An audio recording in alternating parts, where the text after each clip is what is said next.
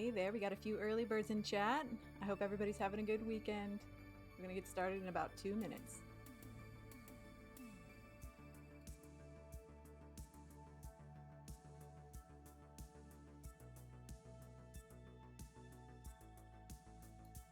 Hey there, Memento. Hey, Phil. Hey, Celeste.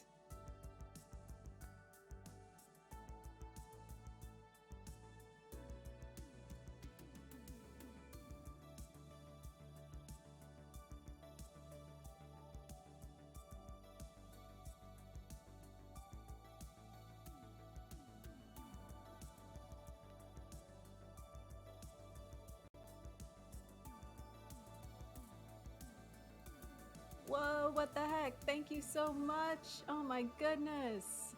Enrique, you resubscribe with Prime. Thank you so much. I will give you the sub screen as soon as we go to, as soon as the countdown's over. Holy cannoli.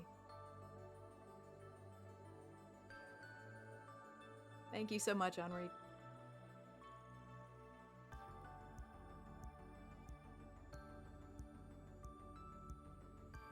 What a way to make an entrance, my friend.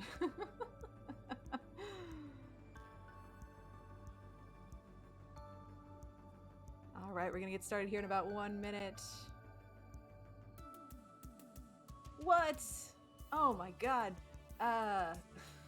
Thank you so much, Celeste. Oh boy. If you just got a sub from Celeste, please give them a thank you in chat. Thank you so much. Wow, what a way to start the stream. That's so very kind of you all. Again, I will give you all the sub screen as soon as we as soon as the countdown is over. I guess, well, that's your reward for showing up early. Anybody who's hanging out here, you might just end up with a free sub. You get a better chance, right? Oh, thank you, Celeste. Yes, that's right. If you are subscribed, you will have no ads. So, yes, thank you for giving that gift to others, Celeste. That was so very kind of you. Hey, Copper Lily. Alrighty, holy cannoli. Okay. Wow. Hi, everybody. So once again, thank you so much to Celeste and Enrique, Enrique for the sub, for the continued Prime sub, and Celeste for the gift of 5 subs out to the community. Thank you all. Thank you both. Wow. Okay. And hi, Wolven. Good to see you. Hey, C's, welcome to the stream. First time here. Welcome in. Hey, Matthias, welcome. Good to see you. Yeah, of course, Copper Lily. I mean, so I think it's also important to remember that generosity can be measured in a lot of ways, right? You can measure generosity in gifts, but you can also measure generosity in time and in deeds and in words, right? So generosity is a fluid thing. Generosity doesn't have to be defined by wealth or by resources. Generosity can also be defined by where you choose to spend your time and where you choose to spend your energy. And so I think there's a great deal of generosity to be had also by everyone here in chat who, you know, is just maybe a follower or who leaves helpful comments or who has given at least some of their time that they could be spending on other things to spend it here and to help other people. So I think that's important to remember as well. And that's why I always acknowledge and thank subscribers, but I never ask for that. That's never something that you should feel obligated to do for any reason. What you should feel obligated to do is when you learn something is to spend at least a little bit of your own time and reapply that knowledge in helping someone else learn that thing or helping someone else solve a problem that you know how to solve. So that's all I ask. But thank you again, both Enrique and Celeste.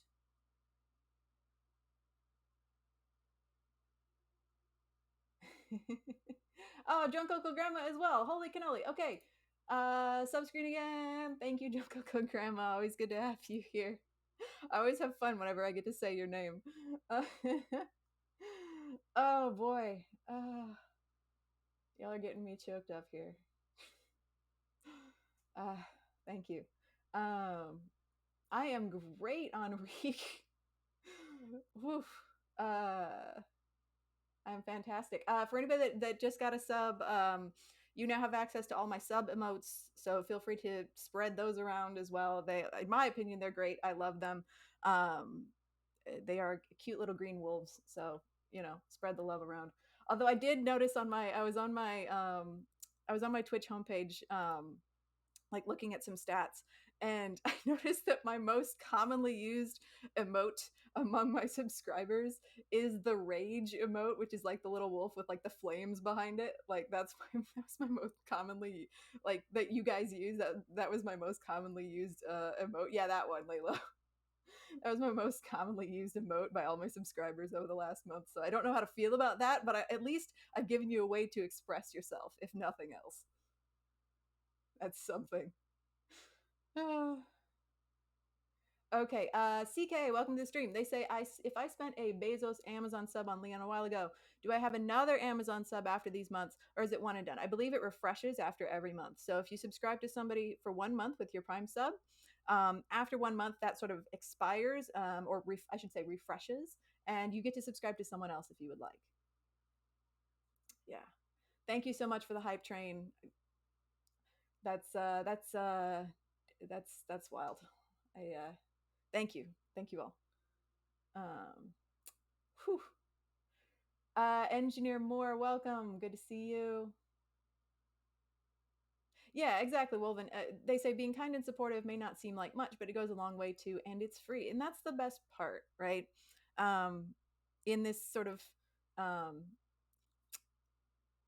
capitalist society, lots of things are measured in terms of return on investment, in terms of money, right? But again, just like kindness, or that sort of thing is, an investment doesn't have to be money, even though that's the term that we often hear ROI used as, in terms of return on, what's my return on investment, what's my return on investing money in something. It doesn't have to be that. It could be time, it could be energy. What's my return on that? Is it something, is my return going to be valuable? Then it we should invest in things that have a net positive effect, and by doing that, we can invest our time, we can invest our energy, and money really has nothing to do with that. So yeah, just something to remember. Yeah. Yeah, exactly. Drunk Uncle Grandma says Prime sub is renewed once a month, but they make it even less GUI friendly to find the resub. Yeah, exactly. It's a little bit wonky, but yeah, just go ahead and you can just um, use that Prime sub on whoever you like after a month. You're excited to be here, C's? That's good. No worries, Strain. Good to see you. Oh, thank you, Steroids. Oh, Mothers of Shoggoth. It's good to have you here. Welcome. Nomeo Skywalker. Oh, you go. CK, thank you. Thank you for the Prime sub. So very kind of you. You get the sub screen as well. Thank you so much for subscribing. All of you are very cool. Whether you subscribed or not, I don't want anybody to get the wrong impression. Whether you subscribed or not, you're all very cool. Y'all are very cool. Also, I don't know why all my on-screen chats are showing up as pink. Like, they're supposed to be all different colors, but everybody's showing up pink today. We're all pink. So, Twitch being Twitch, I guess. Have fun. Everybody gets to be pink today. Or now, I guess everybody gets to be green on my main screen, so that's fun. Sure, why not? Nomeo says, "What is the return of investment? Is there a principle?" So, our return on investment, or ROI, is just a business term that you'll probably hear in the corporate world, and it just means, for in corporate speak specifically, it talks about for the money that you are putting into a project, and money could also mean like man hours, so like employee hours that you're putting into a project, is the return, like the result that you get from that thing that you're putting this money into, is the result that you get back from that more than what has been put into it. And so, as you know, is that ratio, then is that ratio worth investing in? Because if you put in a bunch of money and time, and the expected result is less than that in terms of financial value, then it's not worth investing in. So ROI, that's all we mean by ROI. Mm-hmm.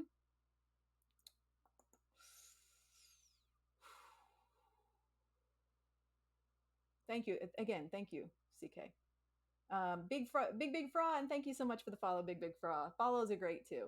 Also, my like my chat that I see on like my personal Twitch client is starting to like flash, and so I don't know how stable this stream is gonna be, but we'll find out. So like, the messages are literally flashing, which is just really great and not glitchy at all. Um, y'all have shown me so much love that you like broke Twitch. It's great. I love it. Okay. Sorry, catching up with the flashing chat. Um, nice color, Hulk mode. Yeah, exactly. Bear Misu. Oh, and Nomio Skywalker, thank you so much for the follow. Bear says, I haven't done a kata in a while. What language are we using? This is my first time here. Welcome. So glad to join. Great. Yeah, so we're going to be doing these in JavaScript today. We're going to be doing a few JavaScript katas. But we've also done, if you look back at my archive, we've done a few past streams doing some code war. So most usually we do Codewars in JavaScript, just because that's kind of the theme of my stream is JavaScript web development. But my day job, I'm actually a SQL developer, so there have been times when we've done Codewars in SQL as well, like sort of intro to is sort of like an intro to SQL type thing for my viewers. So if you're interested in that, I've got some past SQL streams as well. Hamid says, Mindwolf, I bought a web security course to teach me how to prevent hackers and what hackers do to attack my websites. Do you think it's something valuable to learn? I can't speak to that. I am not a cybersecurity person. 100 Devs really isn't themed to teach that sort of thing. So, Leon has given that answer too in the past. It's like, not really my arena.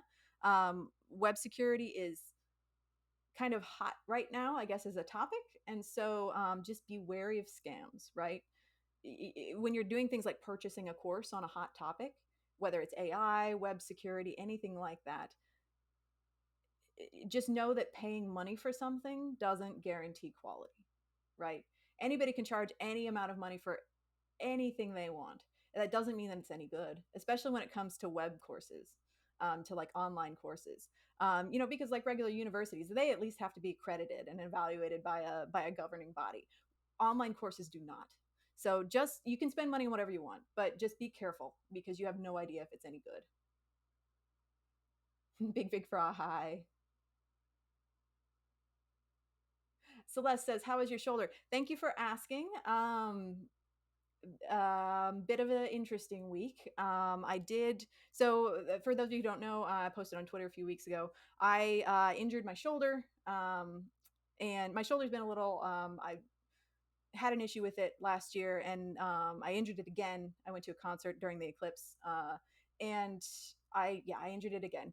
And I got some meds for it, some steroids, prescribed by a doctor, and was doing better.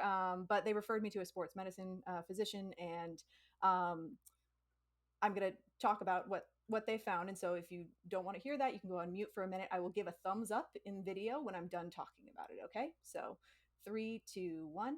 I did fracture my shoulder.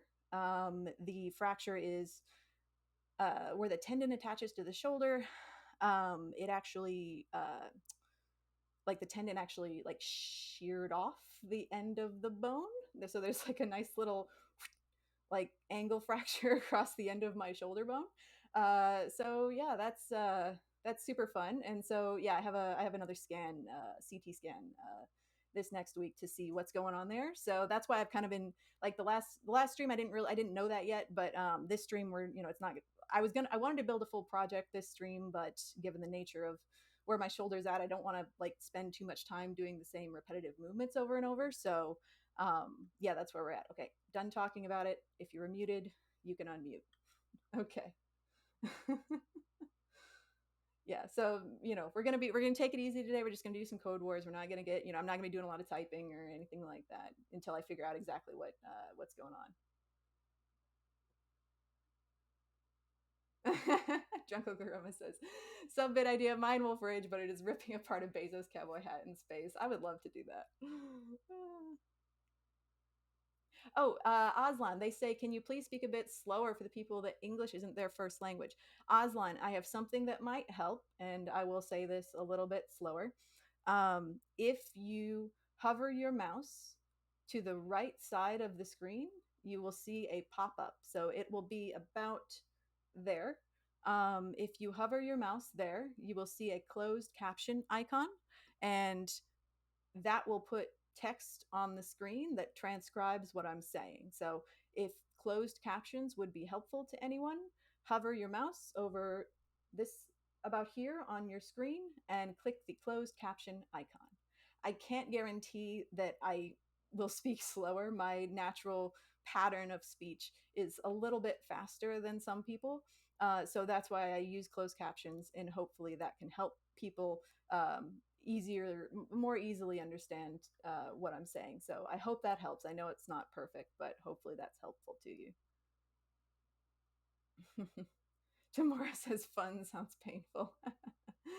Yeah, I'm not gonna lie, it is, but that's okay. It's all things shall pass, right?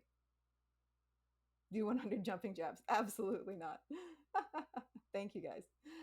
All right, let's get into it, shall we? Once again, thank you to all the generosity at the start of the stream. My goodness. But again, there's never any obligation to subscribe to me. If you'd like to get notified or if you'd like to know when I go live, feel free to follow me on Twitter. But again, there's no obligation to do that either. And yeah, so big frost says, I'm new here, what type of projects do you work on? Yeah, that's a great question. So yeah, we got several new folks here today. So hi, I'm Mayan Wolf, and I my day job is I'm a SQL developer. I work with databases, and I work for a major university in the United States. But mostly what I do on these streams is web development related. So on the weekends, I'm associated with a nonprofit group called 100 Devs. 100 Devs is a free, and by free, I mean really free, um, basically coding and job getting training course and community. And if you are interested in learning more about that, you can do exclamation point 100 devs, all one word, exclamation point 100 DEVS in chat. And that will give you a link to the 100 Devs website. We have an extremely active Discord with about 30,000 members. And yeah, I'm one of the educators with 100 Devs because it is truly free. And like we were talking about before, return on investment is not just money. Return on investment is time and energy. And so the idea of 100 devs is that you shouldn't have to spend money to learn. Nobody should have to spend money to learn. And you spending your time and your energy to learn something is already enough. And so that's what 100 devs is all about. And we are planning on starting up. So generally, 100 Devs is a series of live courses. Right now, we are in between cohorts, but you can access all the materials from the previous set of live courses on YouTube, again, for free. And you can find more information about that on the 100 Devs Discord. We are going to be starting up a new live cohort soon, hopefully in May, which means live classes on Twitch. Taught primarily by the founder of 100 Devs. His name is Leon, and he's a fantastic teacher. You can see some of the classes from the last cohort on YouTube.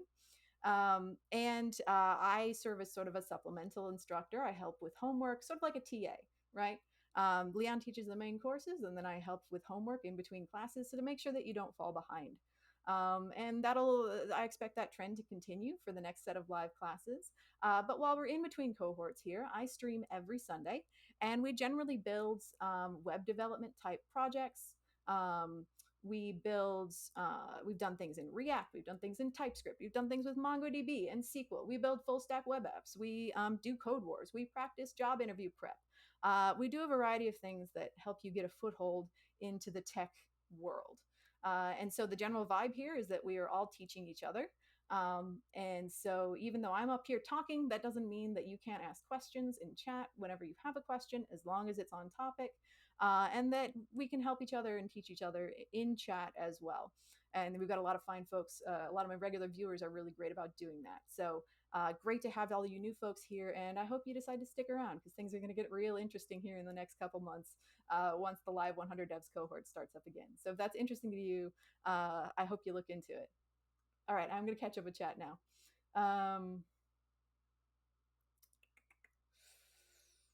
Yeah. So Mohammed, you mentioned every time I make a website, I say people posting weird stuff in my websites because they get my database key. That means that you're posting your database key onto GitHub, most likely. So, Mohammed, are you using environment variables when you're? Oh, thank you so much for the follow, makeshift. I appreciate that. So, Mohammed, just make sure that you're not posting it because if they're getting your data, nobody should ever be able to get your database key in any of your applications. So, if they are, then you're probably posting it to GitHub or you're like sending it in an unencrypted URL, neither of which should be happening. Instead of like, I would say instead of just paying for like a whole cybersecurity course, if that's your main issue, just review the structure of your applications. Make sure that you're using environment variables, that you're not pushing those environment variables to GitHub, and that also you're not sending that sort of thing unencrypted in any of your URL parameters. That will solve your problem. Memento, they say, got an interview tomorrow with a big company for a DA role, mostly working on SQL. Yes, I know that's what you're going for. That's so great. Kind of nervous, but taking the tips from what you told me last time and hoping for the best. That's fantastic. I'm so happy for you. Yeah, absolutely. That sounds like the perfect role and exactly what you were looking for based on what we talked about. Amazing. Memento Mori, they say, not too sure if it's just behavioral or also technical. Feel free. You can ask your interviewer that. You can ask the recruiter or the interviewer or whoever you're talking to. You can ask them and say, "Hey, I want to be as prepared as possible. I want to make sure that I'm putting my best foot forward for this interview. So what's the general content of the interview going to be?" And they'll tell you.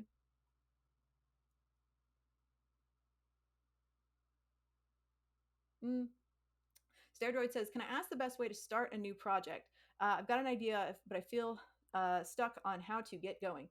The best way, and this is going to sound trite, but the best way to start a new project is just to start it. So start with what you feel like you can do. Maybe, okay, so I'm going to assume it's maybe a full stack application that you're going to try to build. So think about what elements do you need for a full stack application? Are you going to need a form for the user to input some data? Um, are you going to need a database to store some data, maybe? What are the elements that you're going to need? And then you could say, all right, well, I know how to build a form. So I'll start with that. I'll just build a plain HTML form. And then I can think about, what do I need to do to get that data into a database? It's about breaking it down into kind of the smaller elements that you know you're going to need and just trying to get to the point where you have what's called a minimum viable product. So, what is the minimum amount of functionality that your application needs in order to work, in order to do the thing that it's meant to do, right? So, if you're building an application to help people, I don't know, identify insects, right? Then at minimum, you're going to need a form for them to be able to put in the insect characteristics. Then you're going to need a connection to an API that has a bunch of insect facts, and then you're going to need a way to search that API. So those are the three things that you would need for the minimum viable product. It doesn't matter how it looks for that point. It just matters that it can do the thing that you need it to do. So feel free to give me some more context if that doesn't answer your question. I'm happy to follow up, but it's important. You got to break it down. What are the minimum elements you need to make it into the thing that's in your head? Nothing extra, nothing more than that.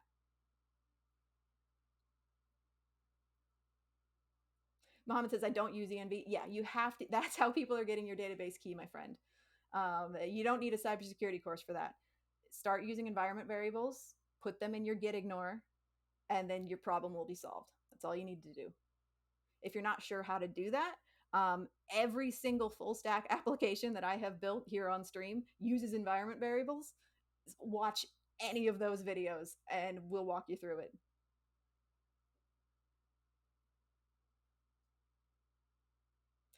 Yes, I have a couple TypeScript videos on my YouTube channel, Mohammed. Yep, you can search for TypeScript on my YouTube channel, and you'll get those. Mohammed says, "Is MongoDB a good database to find a job?" Yeah, it's fine. You can learn SQL if you want, but I mean, it's not required. I love SQL. I'm a SQL dev, but you don't need it. What you need, all you need, is the ability to build a portfolio and to show your work. So whatever you use to do that, you'll be fine.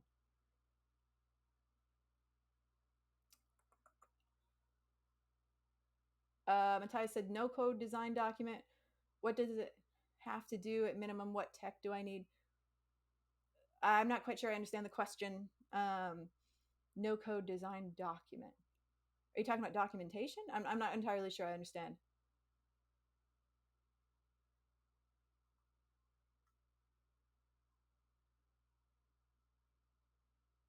Okay, I think I'm caught up. Good. Oh, talking about how to start a project. Yeah, yeah, yeah. Exactly. Yeah, you can start with documentation if you want to. It just depends on your style of working. For me, and this is just me. Everybody has a different way of planning and executing projects. I kind of have to start just by coding. But that's the way my brain works. I don't do well with theory. I have to go directly into practical application of something. Otherwise, I'm not going to do it. Um, so I have to start by coding. And so I'll generally jump right into the minimum viable product. But if you're the type of person that likes to plan, and if you're a planner, then yeah, write up some documentation and code it, flow chart it out if you need to. I'm going to take off my jacket here. It's warm. Every time I start streaming, you get your graphics card cooking and oof, okay.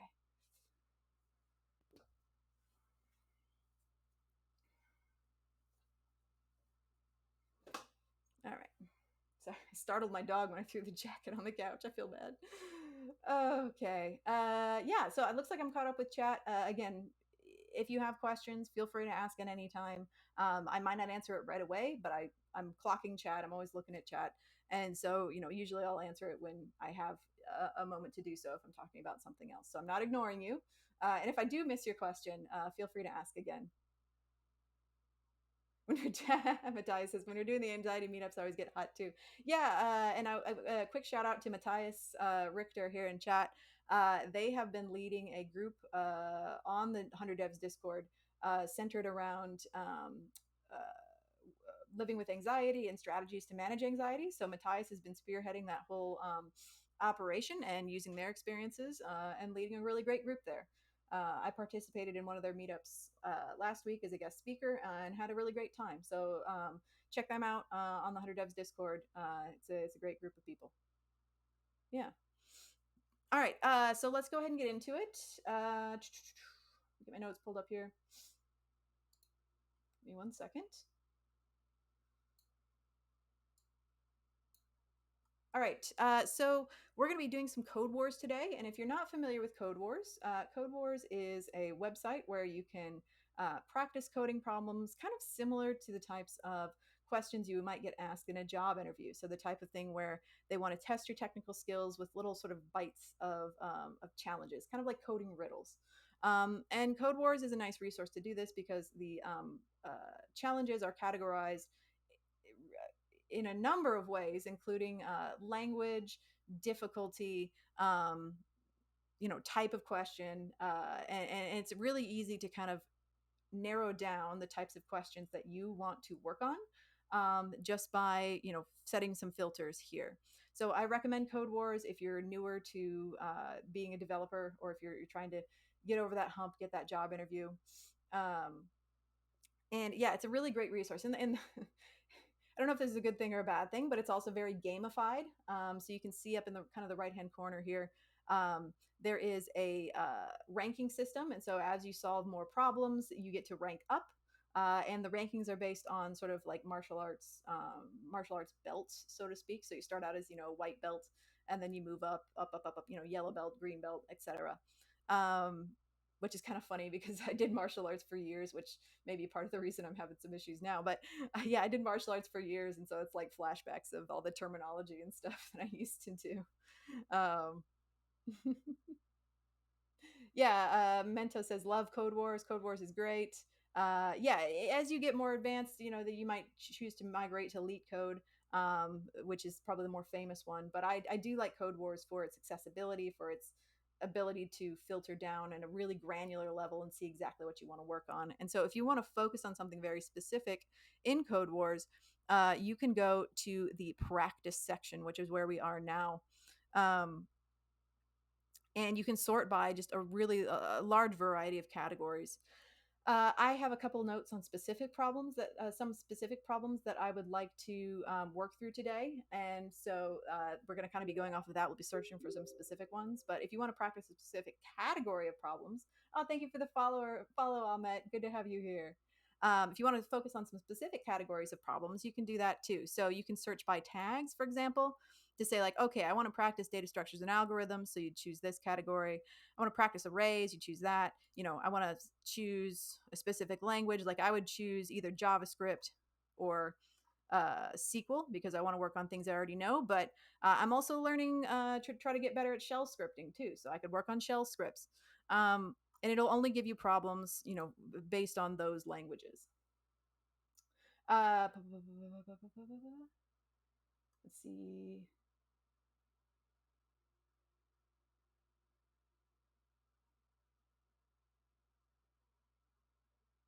Star Fox, they say, is it just me or is the audio low?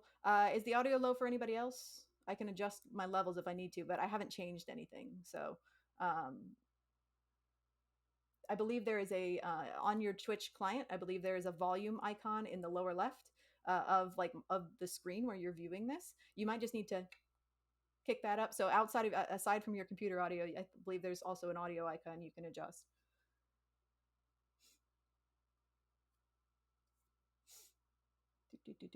Swodog says I'm ranked at 5Q, but I still struggle with some 7Q. Yeah, and the ranking system isn't perfect, right?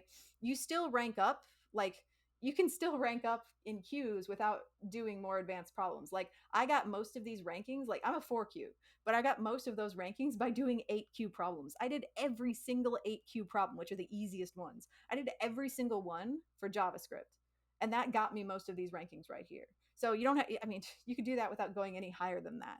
I've really focused just on 8Qs and 7Qs because again, I'm not interviewing to be a web developer. I'm I'm a SQL developer already, so I don't really need to go higher. But for most interviews anyway, for entry level developer positions, you're not going to be asked to do anything harder than those, anything harder than like a 7Q or a 6Q. So don't stress yourself out trying to get up to 1Q problems because if you're going for an entry level position, you're never going to be asked anything that challenging. Or if you are, you're not going to be expected to solve it. You're just going to be expected to, know some of the terminology or whatever. Mother of Shogo says, so it can literally be for someone with next to no coding experience. Yeah, but you shouldn't expect to be able to solve any problems the first time you try. Okay, that's the trap that a lot of people fall into. Is they start doing code wars at 8Qs, which are the easiest ones, and they can't solve those, and so they get discouraged and they stop. And the point is not that you're able to just solve them right away. The point is that you give it a try, then you look at the solution, and then you understand the solution, why it works, and then you go back and you solve the same problem again. Maybe you get a little farther without looking at the answer. You try to solve it again, and then you start to remember why that worked, and then you look at the answer again, and then you do it again. It's about the repetition. It's about the incremental progress. So just be careful in measuring your worth by how many code wars you can solve.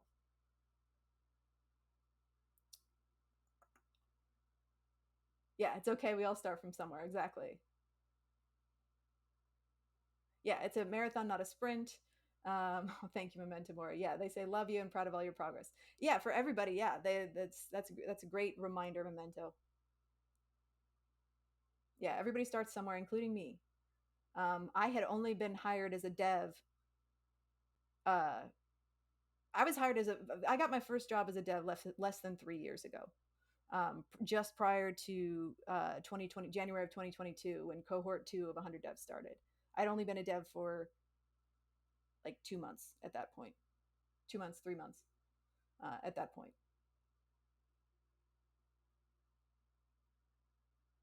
So also a reminder that, yeah, Also, a reminder that, I know a lot of folks are like, oh, well, Claire, you do all these things, you've got I can't, I can't get there. Well, that's not true. It's an important reminder that what people I practice for the things that I show you here on stream, right? None of this is unscripted. All of this is I have preparation, I have planning, I have notes, and so none of this is spontaneous, just pulling it out of my brain.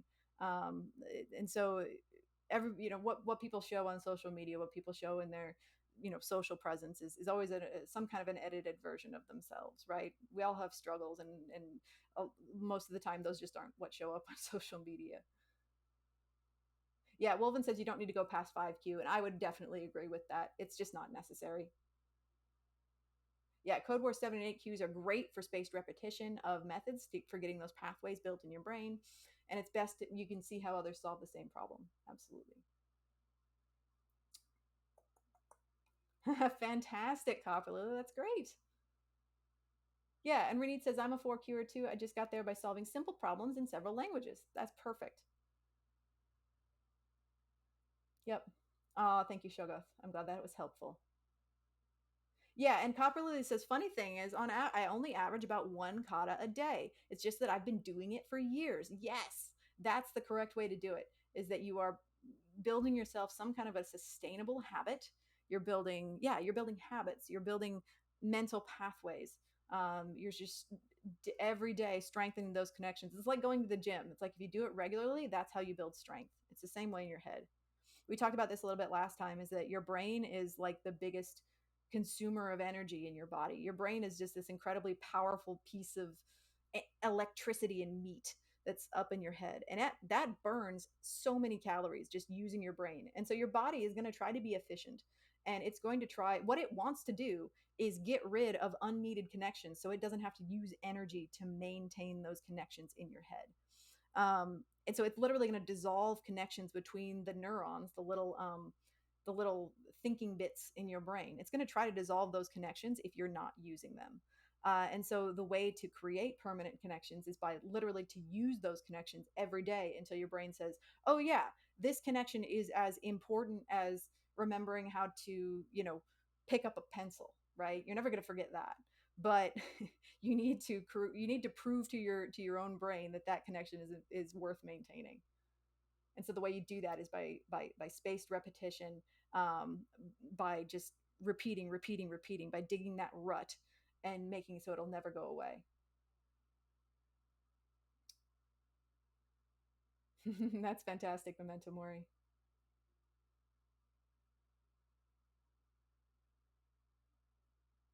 Mhaz, welcome. Good to see you. They say, just a question. I should just start cohort 2 of 100 devs right now, from what I understand on the Discord server. Yeah, there's never a bad time to start. If you start cohort 2 and then cohort 3 starts and you want to go on to that, perfectly fine. They say, they always say that the best time to plant a tree was yesterday or 10 years ago, but the next best time is now. So there's no drawback to starting now. You can start with the pre-recorded classes. You can go at your own pace, and then once cohort 3 starts, if you want, you can jump on that train and take the class live. But just know that the live classes do come with a certain cadence, right? If you want to keep up, it's X number of classes per week. You got to get your homework done. You got to stick with the schedule. The nice thing about the taking the previous cohort is that if you are limited on time or energy or both, you can go at whatever pace you choose.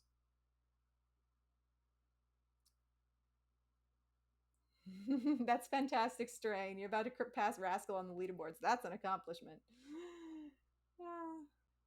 Yeah, Matthias says they can't switch to Elite Code because Codewars is part of the morning routine. That's the whole point. Exactly. Yeah, and Tame Mister shared the link to a really important website. It's called communitytaught.org. You can find all the resources for the previous 100 Dev cohort there, all the classes, the homeworks, and even links to my streams that relate to the homeworks. So, as I mentioned before, I'm kind of like a TA in that capacity. So, if you need a little help with the homework, starting with the JavaScript homeworks, that's when I started streaming. So, yeah, if you need some help with that, you'll find the links there. I didn't go into 100 devs cohort 2 as a TA. I went into 100 devs cohort 2 as a student. I took 100 devs cohort 2 um, as a participant, not as a teacher. But I found that the best way for me to build a habit and be consistent with getting the homeworks done was to teach them to others. And so for me, that worked. And so it kind of transformed into this. And I'm still here. Mohammed says, wait, I can burn calories using my brain? Absolutely, you can. Your brain is very energy hungry.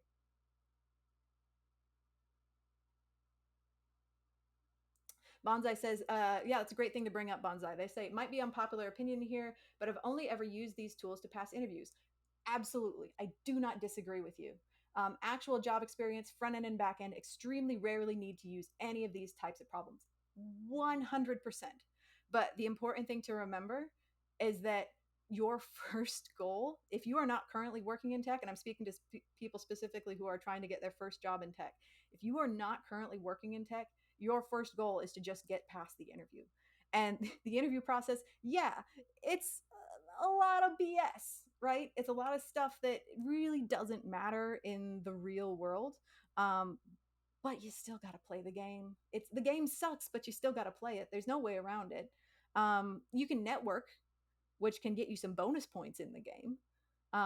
But yeah, you're going to need to learn some of these things that you will never learn again, unfortunately. And sometimes, yeah, that sucks, but sometimes that's just life. And so I don't disagree with you, Bonsai, in the least amount. And also, thank you for contributing. I appreciate that. Welcome to the stream. And yes, 100%. But unfortunately, you still got to know them just to get past that hurdle. And then you're scot free. Celeste says, I'm in cohort 2 now. It's been so great. Yeah, shout out Catch Up Crew, baby. I plan on joining cohort 3 for the things I haven't learned in office hours. Yeah.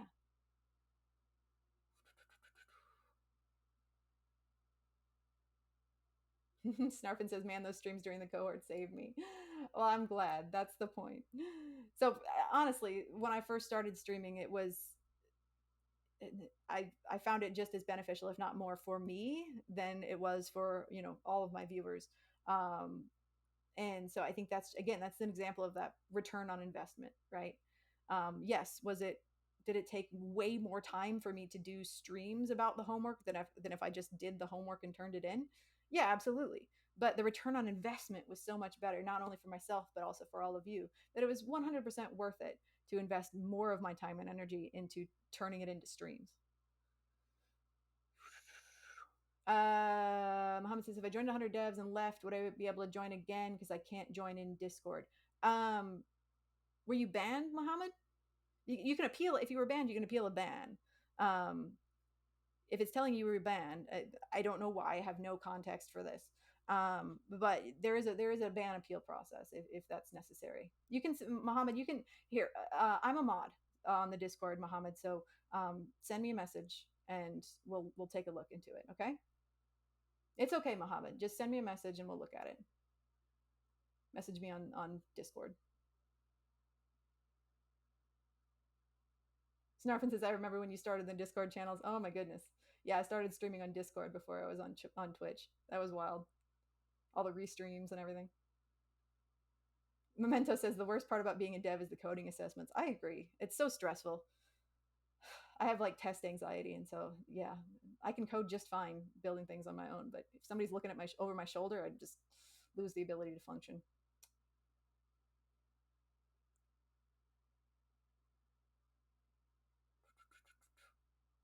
Oh, fantastic, Ratsq. Yeah. Ratsq, I think I'm about three. I'm about 3 years. So I got my job. I got my first dev job in October prior to the cohort 2. Yeah. So I was already working as a dev in cohort 2, but I was suffering from severe imposter syndrome, which is where you get hired into a new job and you feel like you don't know anything, and you're like, why did they hire me? Because I suck. That kind of feeling. And so I was just desperately searching for something to improve my developer skills, and that's when I found 100 devs.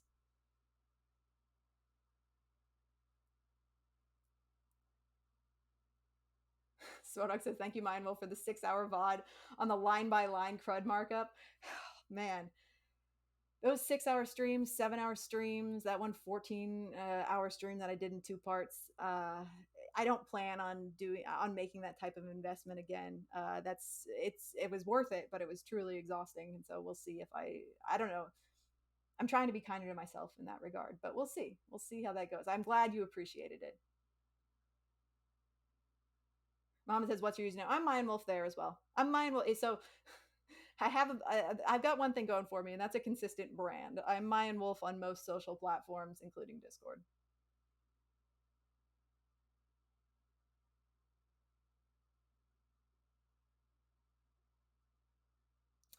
Oh, that's cool, Snarf, and I'm glad you enjoyed your last technical. They wanted to use a whiteboard and talk through how you begin developing the page. Very cool. Yeah. They said it was more important to see thought processes and how we all get along. What a marvelous segue. Because that's what we're going to be doing when we do these code wars today. So to kind of get into the actual topic of today's stream, not that I don't love, uh, you know, talking about the sort of the conceptual things. Um, uh, I think it's also important to stress that the code wars that we're going to be doing today are more than just about solving the problem. We're going to be using what's called we're going to be solving the problem how the interviewer wants you to actually solve the problem. Because the interviewer doesn't want you to just solve the problem and come up with the right answer. The interviewer, as Snarfin says, the interviewer wants to see, they don't care whether you get the right answer. They want to see how you think, because all that matters is how you fit on the team. Because as Bonsai said earlier, you're never going to probably do these types of problems ever on the job. It's just not going to happen. So the interviewer doesn't care either about the answer. What they care is how you solve the problem, what your thought process is like. Can you explain yourself? Can you talk about your strategy? Because that's what matters when you're working on a team.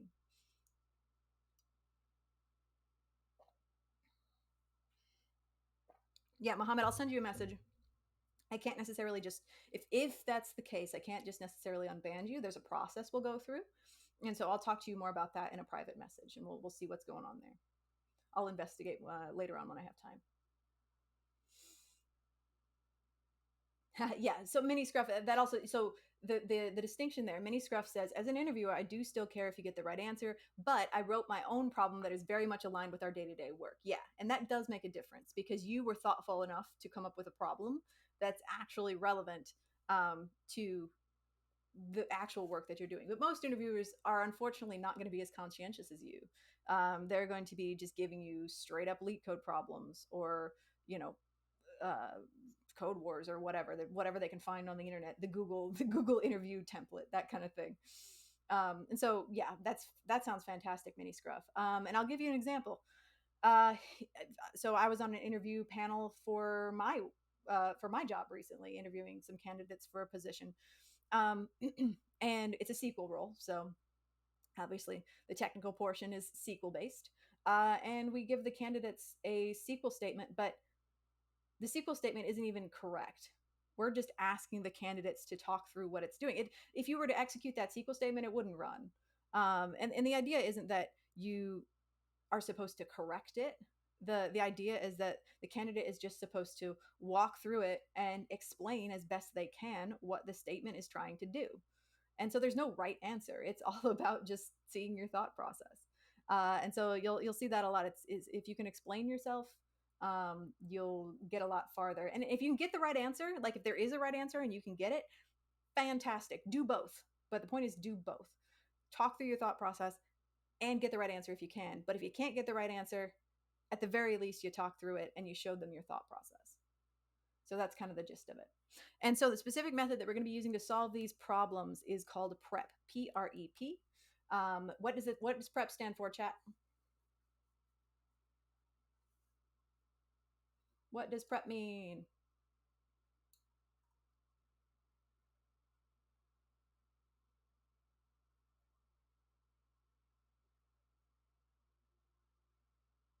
Yes. Parameters, returns, examples, and pseudocode. Yeah, the last P there is a little bit of a left turn because it doesn't sound like it. But yes, pseudocode starts with a P. Exactly. Nugget says, "What's the 100 devs clan mate?" If somebody can share that in chat, I don't remember it off the top of my head. Somebody can share that the name of the 100 devs clan name in chat. It's kind of weird. It's not a great clan name. It's really hard to remember. So if somebody can just drop that in chat, that'd be great. Yeah. Parameters returns example pseudocode is what PrEP stands for.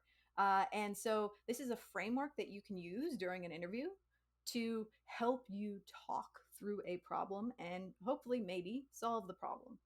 So, and you're not going to go up to an interviewer and you're going to say, I'm going to solve this problem using the PrEP method today. So let's talk through it. You're not going to do that. But it's more of a mental framework. You have that in your head to make sure that you're hitting all the key points and that you're talking through those points as you solve the problem. That's okay, Bear MSU. That's why I ask those questions. So you'll find that I ask questions to you, chat, as we're working through these problems. And the point is not that you get the right answer. The point is that you think about what that answer could be. And if you do know the answer, maybe it'll help you remember it. So I'm asking questions not to quiz you or to give you a grade, but to keep your brain active and working and trying to do some of that active recall of things you may have heard before. Yeah, okay, the clan name is is pound sign 100 devs dash leonnoel.com/twitch. Yeah, enjoy typing that in. Hey Kankajiro. Oh no, I've been online. I'm every Sunday at 3 p.m. I did miss a week a couple weeks ago because of an injury. But we're back. I declare parameters. Yes. Don't yell that at your interviewer, please. Zola1917, thank you so much for the follow. Good to have you here. You can't just say parameters. Yeah. Oh, y'all are funny. All right, let's get into it. We'll talk through. But if you're not sure what I mean by, using a framework but not talking about it, hello Zolo. Good to have you here. Welcome. We'll work that through that with kind of a little warm up problem here. And I think we've done this one on stream before, but again, the point as we're solving these problems, I'd like you to not just post the answer in chat. Okay, the goal is not to see who can solve it the fastest. I know that many of you are going to probably look at this problem and immediately know the answer. Again, that's not the point. The point is how we solve it, how we talk through our answer. Okay, so don't post the answer in chat, please. If you do, I'm not going to ban you or anything. But again, it's not. If you do, it's not going to matter. Like, I'm not going to care. So it's not going to mean anything because it's not the point. All right. So you won't get any extra channel points for posting the answer. The point is that we talk through how we solve it and we use the correct methods to do so. So as a warm up, let's go ahead and do this one. Okay, I'm making sure I'm on the right language here. Yeah, we're in JavaScript. Great. And it looks like, yeah, everything's fitting on the screen. Okay. Strain says I'm going to win this stream by posting the answers. Totally a thing that can be done. Yeah. All right, so summation. We're going to write a problem that finds the summation of every number from 1 to num. The number will always be a positive integer greater than 0. Your function only needs to return the result. What is shown between the parentheses in the example below is how you reach that result, and it's not part of it. See the sample tests. Okay, and I love that they actually say this here. So we're going to click on train. And yeah, it looks like we're fitting on the screen here. Great. Okay, so if you're not familiar with Codewars, on the left, they show you the problem. On the right is where we can actually write some code. So we can put our code here in this section. And then probably the most important part of the screen is what's down here. And I've seen some people kind of ignore this, but actually this is extremely important down here on the right. These are the sample tests. So these tell you what the problem is really looking for, because sometimes problems don't have the best wording or the clearest wording. And so you can look down here and actually see what the problem is testing for.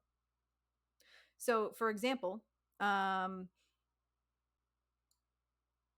in this case, we can see that if 1 is passed in, they're expecting to see 1 returned. And if 2 is passed in, they're expecting to see 3 returned. If 8 is passed in, they're expecting to see 36 returned. Okay? So that kind of helps you sum up the problem and see exactly what's going to be evaluated. Kabbalah says, well, I've already solved this one in both JavaScript and SQL. Great. Then let's think through it in terms of prep, right? So if I was being asked this question in an interview, I wouldn't just immediately jump in and start writing code.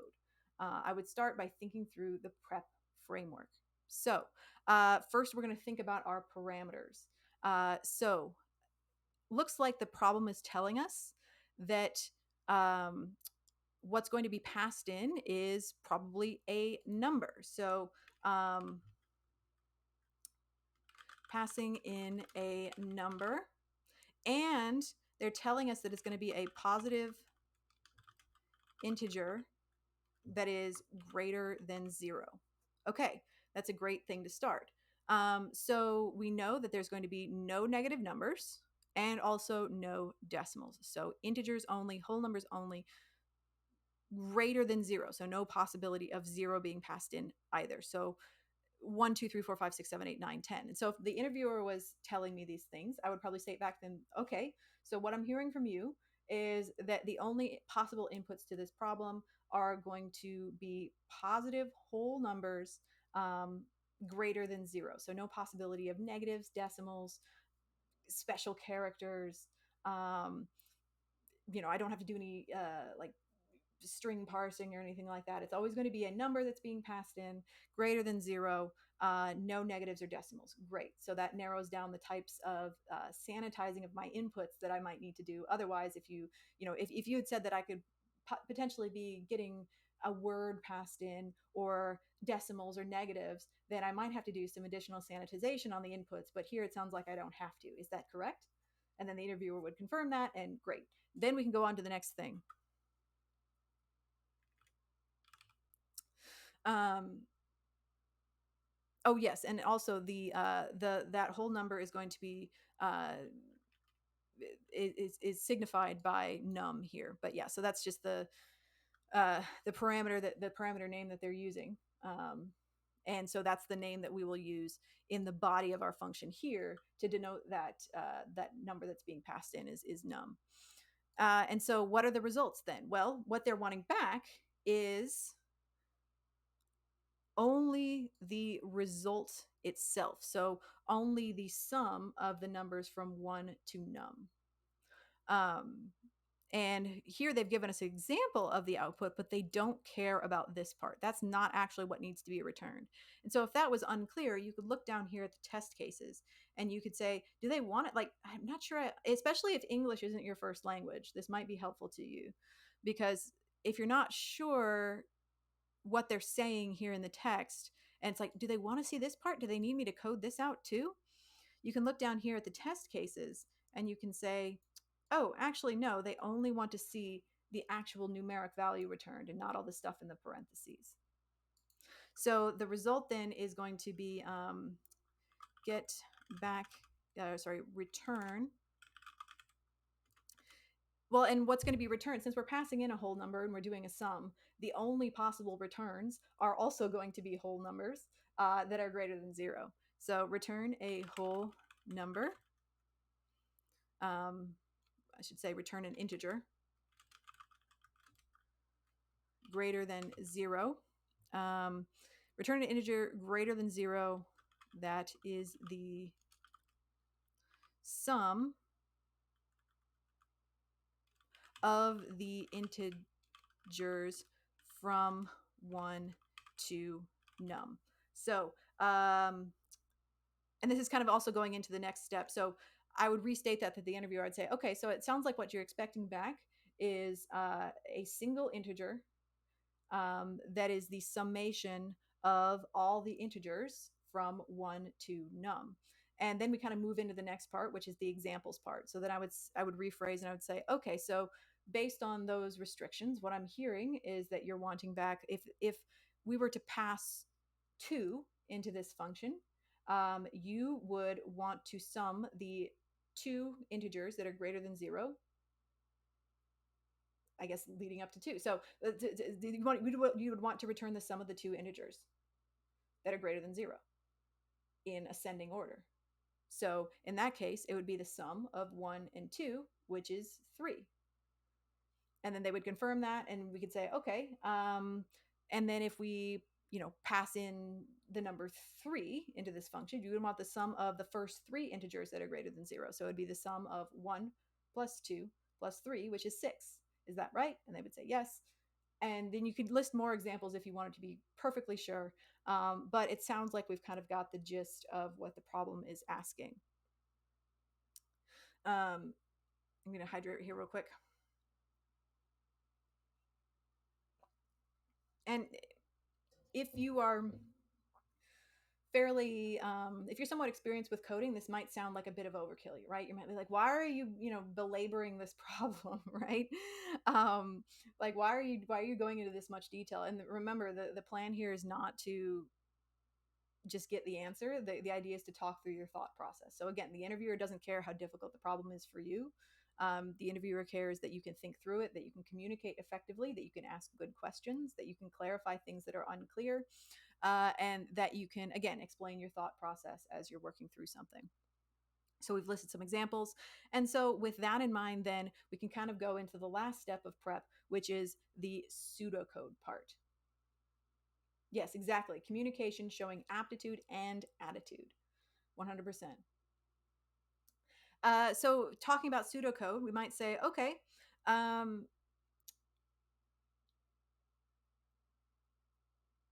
my thought here is that if I were to pseudocode this out, it sounds like we're going to, ooh, goodness. Oh, thank you so much for the gifted sub. Tier 1 subscription to Matthias Ryder. Wow. Thank you so much, Celeste. That's so sweet of you. And Matthias, enjoy the sub. You definitely deserve it. Thank you so much to the both of you. Quick flip to the sub screen here. You're both very cool. Thank you.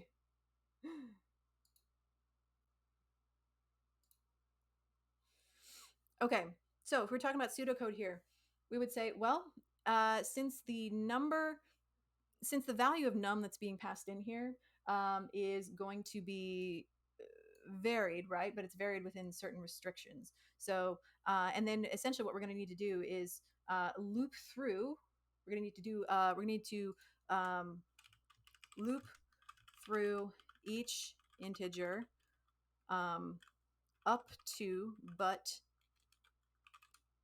not exceeding the value of num. So the best way to do that, or the most eminently logical way to do that, would probably be just using a simple for loop. So we could do use a for loop,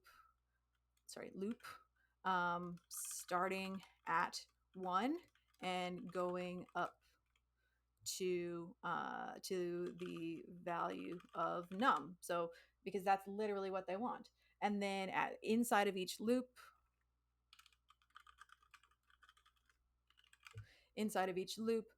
we're just simply going to add the current value of the looping integer to the existing result. So right, so we're going to have so I'll put another line here. We're going to need to declare a variable to hold the sort of the running total.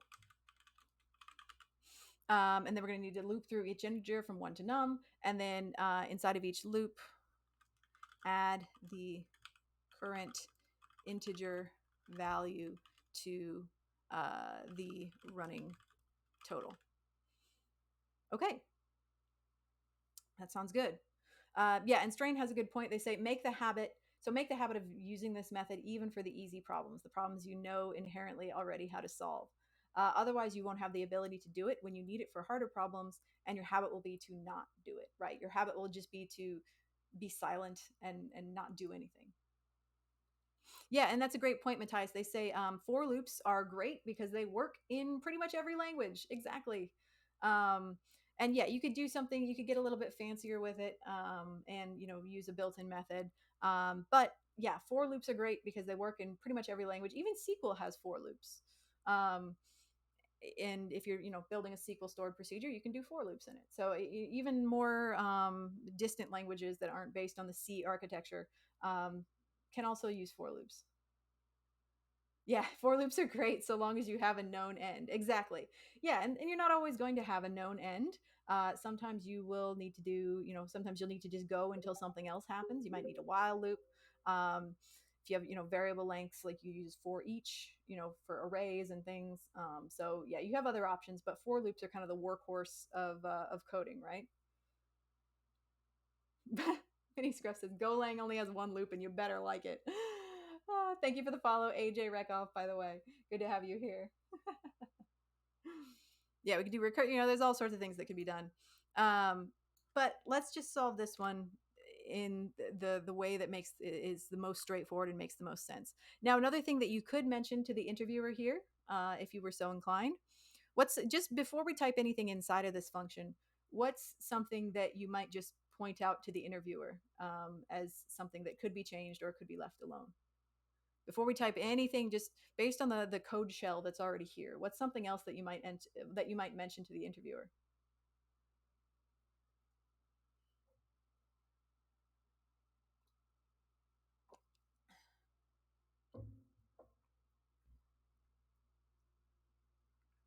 Yeah, this right here, right? That's a bit of an older syntax for JavaScript.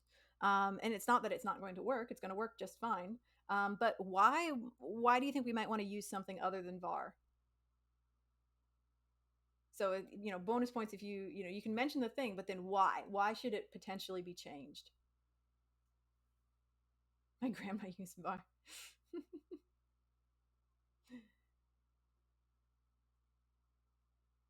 Why do we use something other than var now?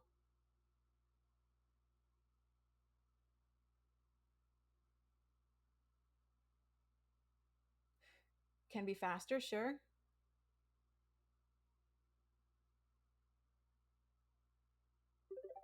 Oh, these fake. Thank you so much for the follow. Yeah, I mean, there's various reasons. Obviously, we can get more specific by using the keywords for let and const. Right, we can specifically declare a constant and an unchanged value by saying const, and then use let for the specifics of a variable that can be changed versus one that can't. And so yeah, there's a couple of other reasons to it. Newer syntax, it's more specific.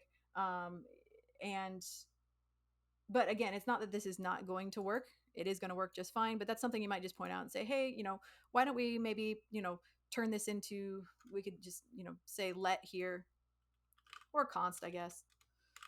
Let's just update that to let as well to match the newer JavaScript syntax, to make sure that it's uh, yeah, or yeah, we could also, that's another good point, Drunk Uncle Grandma. We could even convert it to an arrow function if we wanted. I'm gonna leave it as a straight function, I think. But yeah, you could convert it to an arrow function too if you want to get real fancy. Um,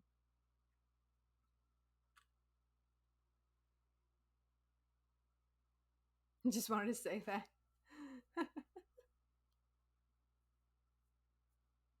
Arrow function with less than ternaries or bust. Yeah. The spec says, "Oh, learning something new every day. Isn't that fun? Isn't it great when you learn something new every day?" Definitely. Haven't actually watched or did any coding since the early 2000s. Hey, there's never a bad time to get back into it and to learn something new, right? Yeah, isn't that fun? So I'm going to keep this as var, but that's one of those things you could play with. You could turn it into an R function. You could turn it into see if you can do it as a one liner. You could put it, do all sorts of things.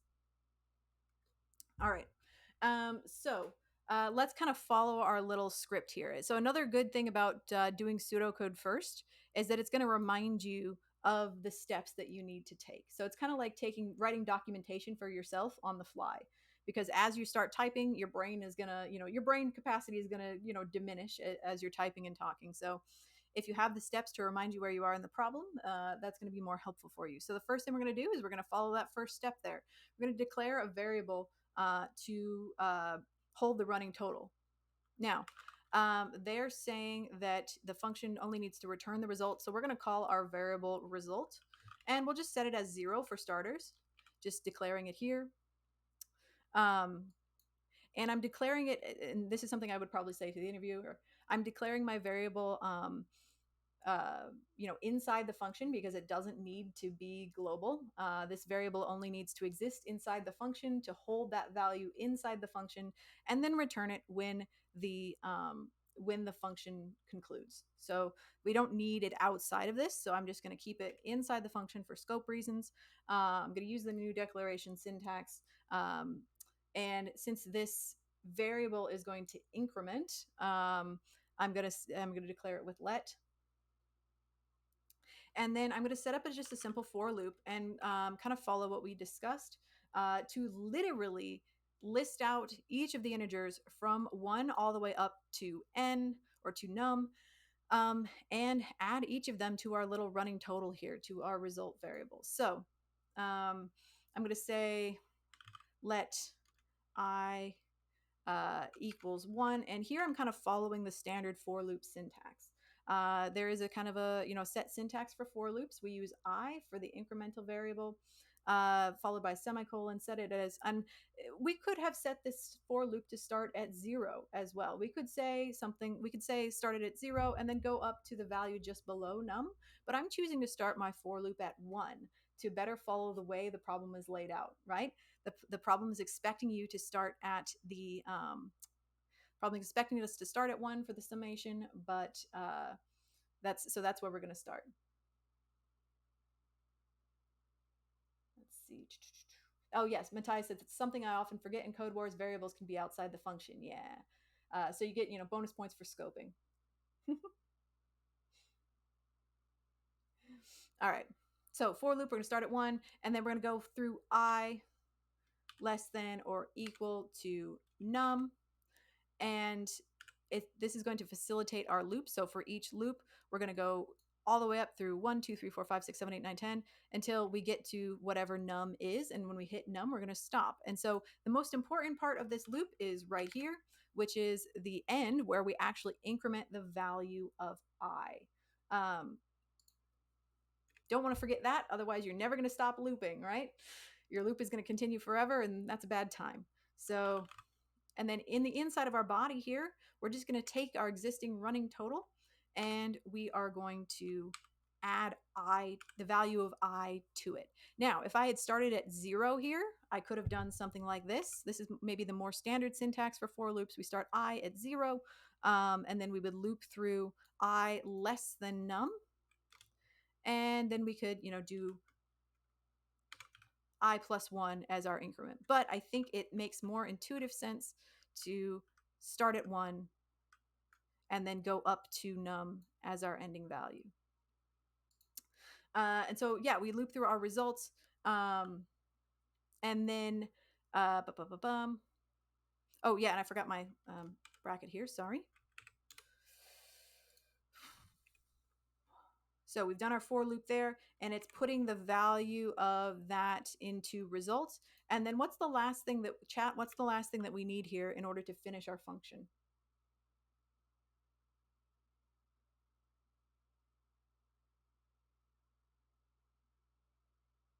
Yeah, we need a return statement, right? And this is the thing that a lot of people forget, especially when you're coding under pressure, is you think, oh yeah, I've got the logic, it's all there.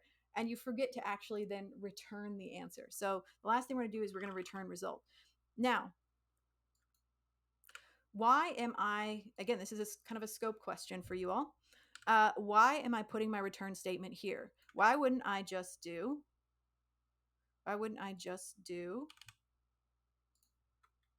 this?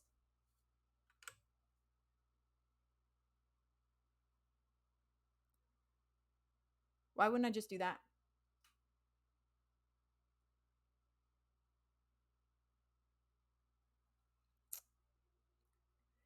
Yeah, exactly. The return exits the function, right? The keyword return means quit, like quit the function, return whatever you have in that value. And so we don't want to put it inside the for loop because we only want it to return once the for loop completes and we move further down the page. So we're then once the for loop, we exit the for loop and then we come down here and we return our result. Yeah, that would return it for each I. Exactly. Yep. Fuel asks, can we write a program that queries ChatGPT for the right answer? If you want to, but again, we've talked about this a lot. ChatGPT is often wrong and emphatically wrong, so you have to be very careful about using ChatGPT. Yep. Matthias says, I often forget to call the function when testing in console. Yeah, same here. Mm-hmm. Yeah, you're all exactly right. Yeah, Volchid says, and that's a great point, Volchid. They say, as someone who only knows C, this looks like C aside from line one. Love it. Yeah, so if you didn't know, JavaScript is based on the C syntax. So if you already know C, the nice thing is that you can learn a whole family of languages that are based on that syntax pretty easily. So, for example, Moreless, thank you so much for the follow. For example, I recently have started coding in C sharp for work because I have to maintain all these homegrown apps that were coded in C sharp, and well VB actually, but I'm converting them to C sharp because VB is on its on its last breath. So I'm converting all these apps to C sharp, and I found it extremely easy to pick up C sharp because it's also in the same family as JavaScript. So since I already know JavaScript, I already know how it's kind of supposed to look. It's kind of like the different flavors of SQL a little bit, in that it like, or thinking about languages, it's kind of like American English versus British English versus Australian English, right? Once I know American English, but I can understand and know some of the vocabulary of British English or Australian English. Yep. All right. So again, we are declaring a simple variable inside the function to hold our result. We're looping through the for loop, and on the increment of each loop, we're adding the value of I to it. And note here that we're using a shorthand. Um, if I were to write this, if I were to write this line out without using shorthand, what would that look like?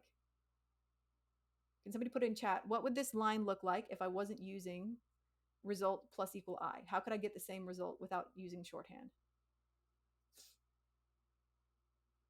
Yeah, exactly. This is the equivalent of result equals result plus I. But with this shorthand, we can achieve the same thing, and it's a little cleaner, a little slicker. All right, so we do our for loop. The for loop completes. We exit the loop, and then finally we return our results. All right, so I think I'm feeling okay about this. I don't see anything obviously missing. If I want to be really proper about it, I should put a semicolon here, but I am um, either the best or the worst at forgetting to put semicolons at the end of my lines in JavaScript. You'll see me just not do that a lot, which is weird because I'm a SQL developer, and like in SQL, semicolons actually matter, and it's weird that like I suck at that so much. But hey, whatever. So we're gonna go ahead and test this. Yeah. So we've passed all of our tests. And what this means in Codewars terms is that we have passed these three, oops, we have passed these three test cases down here at the bottom. So there could be additional test cases that they're going to run this through. They're going to run it through like 1,000 test cases or something. When we click attempt, which you can't see, it's behind my video, but there's an attempt button here that we're going to click now. Oh yeah, and I've got my indentations a little bit wonky. You're right. Yeah, all right. So let's go ahead and attempt this. I feel pretty good about it. Yeah, we've passed all the tests, so we can go ahead and submit this. And as somebody said earlier, they appreciate how with Codewars, you can also see how other people might have solved the problem. So, for example, the very next result here is the classic Codewars one-liner, baby. Yeah, which we mentioned earlier, where you're using the modern declaration syntax, const summation, and then we're using an arrow function here and getting all mathy about it. So if you're good at math, then you might use this equation to do it, which is great. I am not that great at math, and so these types of things just don't come to me intuitively. So I might not rely on my ability to remember like that equation in an interview situation, just because my brain doesn't work that way. But what I will remember is a for loop, that intuitively goes from one to num. So that's probably what I would go to. So here's another similar answer. Um, that's fun.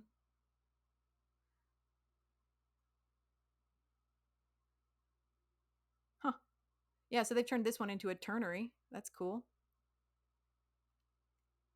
Again, there's that little slick equation. So yeah, a lot of similar variations. Um, putting it into an array, that's cool. So in keeping a running total, so here they used an array function to do it, which is unique. They use the reduce method, which uses creates a running total and adds to it. So instead of having to explicitly declare a variable to hold the running total, they just created an array and then utilized the array method of reduce in order to essentially return a running total, which is pretty cool. Yeah. So lots of similar answers there as well. Sorry, catching up a chat. Strain says that face when your college program made you code in dead languages. Yeah, the one coding class I took in college that I absolutely hated and it turned me off of coding for years. It was Java. Yeah, and I took a Java class in college. It didn't go well. Uh, Strain said I actually had to code in Fortran. They switched to VB the year after I graduated. Nelly, yeah. Whew. I actually have a lot of coworkers in my current role as a SQL dev who started out coding in COBOL, COBOL and Fortran. Yeah, I think mostly COBOL actually.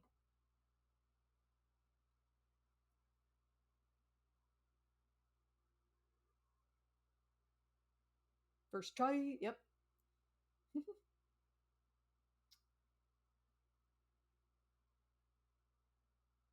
Yeah, Strain says, it is sometimes safer to use semicolons to really be explicit about um, where one statement ends and the next statement begins. Of course, yeah. And see and also to be clear, like SQL doesn't necessarily require semicolons in all cases either.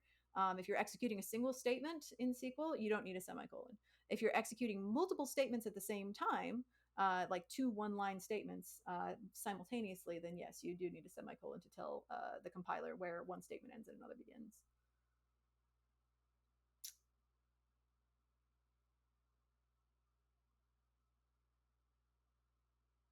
Fuel Snobble says Code Wars is still used for interviews.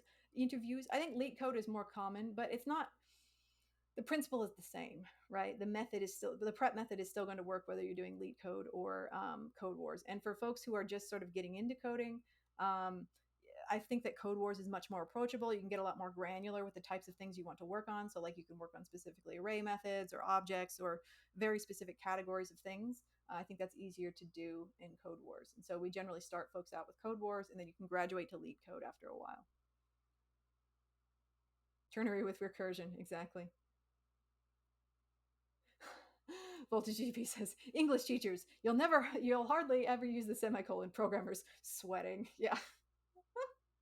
I've definitely used the semicolon more in programming than I have in English. Although I don't man, the semicolon is the most underappreciated facet of English grammar. I think, in my opinion, most folks don't know how to use it, but it definitely serves a good purpose. Holy cannoli, Janet Akar! Thank you so much for the raid. Boy, Bonsai Mimic, Morless, thank you so much for the follows. Welcome, raiders. Hi. Uh, Janet, I don't think we've gotten a raid from you before. Great to have you here. Thank you so much. Again, I hope you're having a good day. What were y'all working on? Thank you for the follow, Cotter. Oh, Shaolin, thank you so much.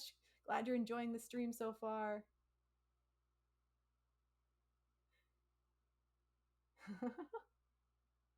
All right, sorry, I'm catching up with chat. Fuel Snell says still use COBOL at work. Yeah, that's COBOL is still widely used in a lot of industries, banking, a lot of really crucial infrastructure backbone type systems. 100%.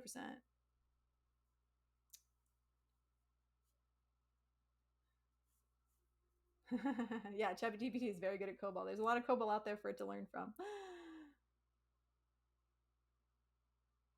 Yeah, JavaScript is not great for things like finance. Exactly. Yeah, you would want to use you would definitely want to use like a, a much safer, type safer language for financial applications. Absolutely, I would never build a like a credit card processing app in JavaScript personally.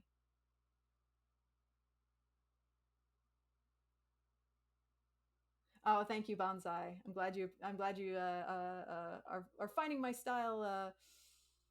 Yeah, Java is strong for theory, definitely, but yeah, the teaching it was more of the problem with the teaching, certainly. Yes. Thank you. I'm glad you're enjoying the stream, Bonsai. Hello, you raid. You're writing from some closure. That's great. Very cool.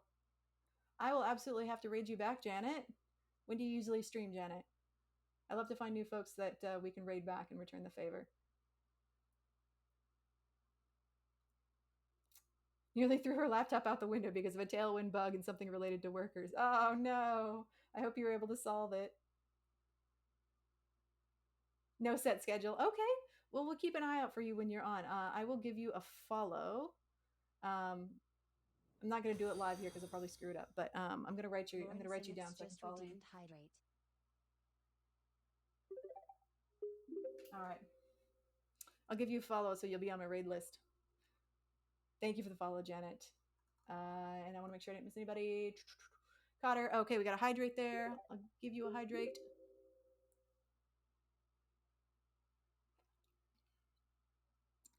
And MBM, thank you so much for the follow as well. Yeah, JavaScript is weird. JavaScript is weird with a lot of things. So, since JavaScript isn't really like a type specific language, it's kind of the Wild West out there as far as types. And so, yeah, it's generally with more, corporate sort of programming, depending on what you're working on. You probably be using TypeScript or at the very least, or a C language, something that's a little bit stronger in that regard. Of course, yes. And that's fantastic, Janet. I love that. Thank you for saying that. They say, I'm off now for some post stream self care. See ya. Yes. As anytime you are streaming or putting a lot of effort into something, it's really important to devote specific time and to set boundaries for self care and for replenishing your resources when you're expending a lot of effort into doing something. I see a lot of folks who start out streaming or who, anytime you are putting out a product for others, or whether it's entertainment or education, it can be easy to start losing yourself to that process. And if you are there's always going to be more people for you to expend energy on than you have energy, right? Your battery is never going to be large enough for all the people out there who want to enjoy your energy or your what you're putting out there. And so it's really important to set strong boundaries and to do things like saying, all right, I'm done with my stream, I'm signing off, goodbye. And going and eating dinner and taking a walk and getting outside. So a lot of folks neglect that. Absolutely. I hope you have a fantastic evening or morning or afternoon. I don't know where you're at, but yeah, have a great day, Janet. Thank you again for the raid.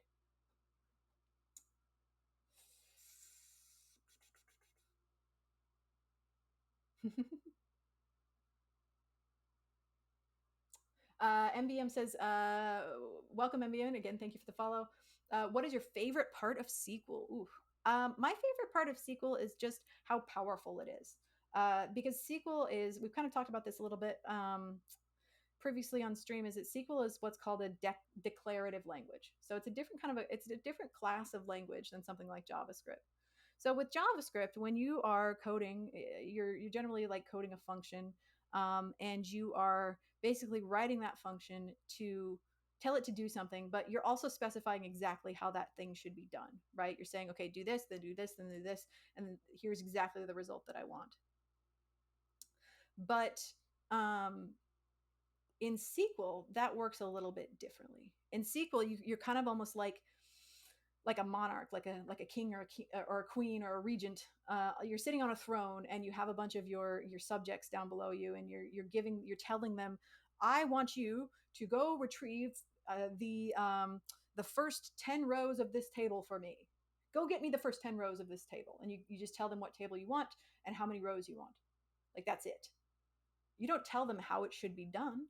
You don't tell them, okay, get row one, then get row two, then get row three, and loop through the rows until you reach 10, and then bring that back to me. You don't say that. You just literally say, select top 10 star from, table, and that's it. You just say, get me these first 10 rows, and then it will retrieve them for you.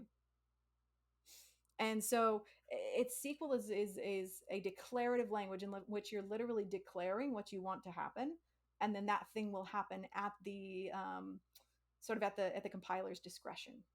So you don't really have control over how that's done. You're just saying what you want, and then it will choose the best way, the most efficient way to execute that code to get you what you're asking for.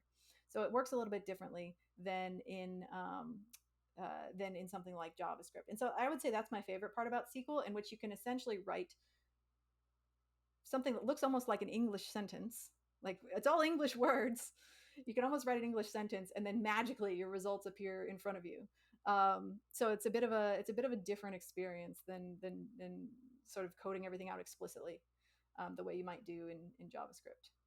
Yeah, it makes you feel a little bit powerful when you write a really clutch query and it works exactly the way you want it to. With SQL you can do something. You can have a table with. I at work I regularly work with tables that have tens of millions of rows, or at least a million rows. That's not unusual. Like a million records in a table, and you can write a query, and if you've written your query well, you can get a result back in less than a second, a few milliseconds. It's going to go through that whole table, and you'll get exactly back the data that you want. And so it makes you feel really powerful. Yeah, that's why I like SQL. So if you've never done SQL before, it's a really useful language to know in general as well. Because even if you aren't a SQL developer, being able to talk directly to a database without having to use an ORM or a low code sort of a GUI tool. A lot of folks do use GUIs to talk to databases, and that's fine. There's nothing wrong with that. But being able to go straight to a database and ask it a question in a language where you can interface with that database directly, that is by far the best way to do it. So if you can learn just enough SQL to do read-only type queries, you're not updating any data, you're not changing any data directly, but if you can learn enough SQL to write a select query, then you will be so much more powerful, because you can just crush the data in your hand and get back exactly what you need. It's a great thing to know. Matthias says, I hope SQL comes up in cohort 3 of 100 devs. Spoiler alert, it absolutely will. Maybe from a source that you already know. That is the plan. Leon is definitely aware of the importance of SQL, and it will be coming up in cohort 3. Jesse, thank you so much for the follow. Yeah, these v6, which is insane, grabbing information from millions of lines in a second. Yeah, because SQL is optimized to literally do that. You can't build a web application with SQL.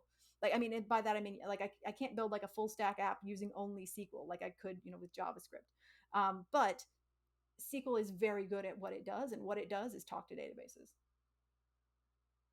Which is, I built my career on that. More squirrel, yeah. Shaolin says, do we already know when cohort 3 starts? The current plan is sometime in May. I don't have any other information beyond that. I wish I did, but I don't. But rest assured, you aren't going to miss it. There is going to be a huge social media, announcement, advertisement when cohort 3 is actually going to be starting.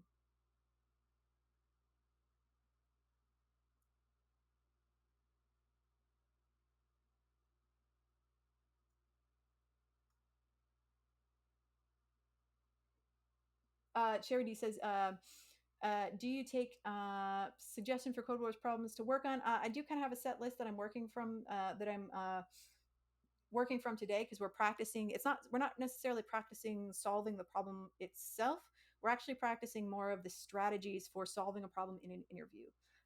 So using a method called prep, we are talking through the parameters, the returns, the examples, and the pseudocode like you would speak to an interviewer in an interview situation.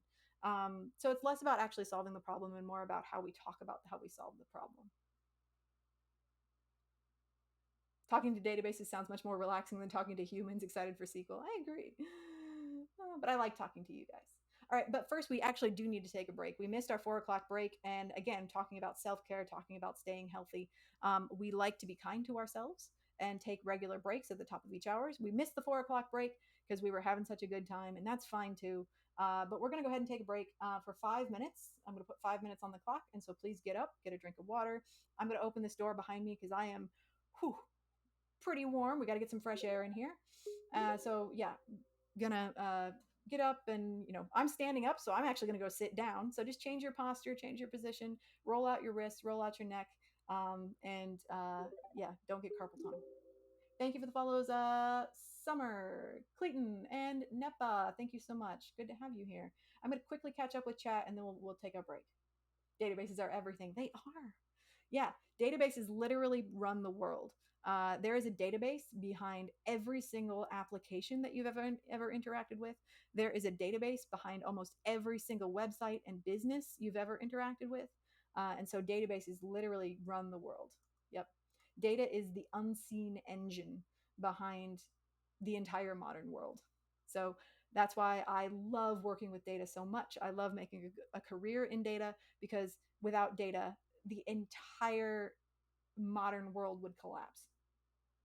And by that, without properly structured and maintained data, the entire modern world would collapse.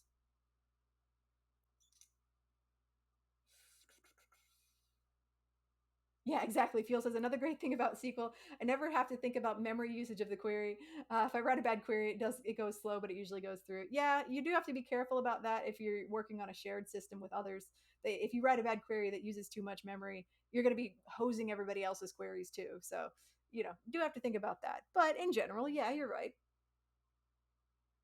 Oh, Summer, thank you so much. I'm glad you like my look. I like my look too.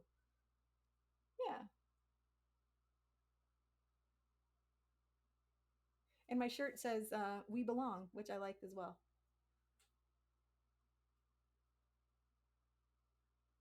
Uh, What's your favorite join type? Yeah, my favorite is actually probably I like the inner join. It's very cozy. Databases rule everything around me. Yeah. All right, Matthias, thank you so much for the follow. And we are going to transition over to a break. 5 minutes. There will be a timer on the screen and some lovely little music playing. And then at the end of those 5 minutes, we'll come back and we're going to solve another problem. All right, I'll see you back here in 5.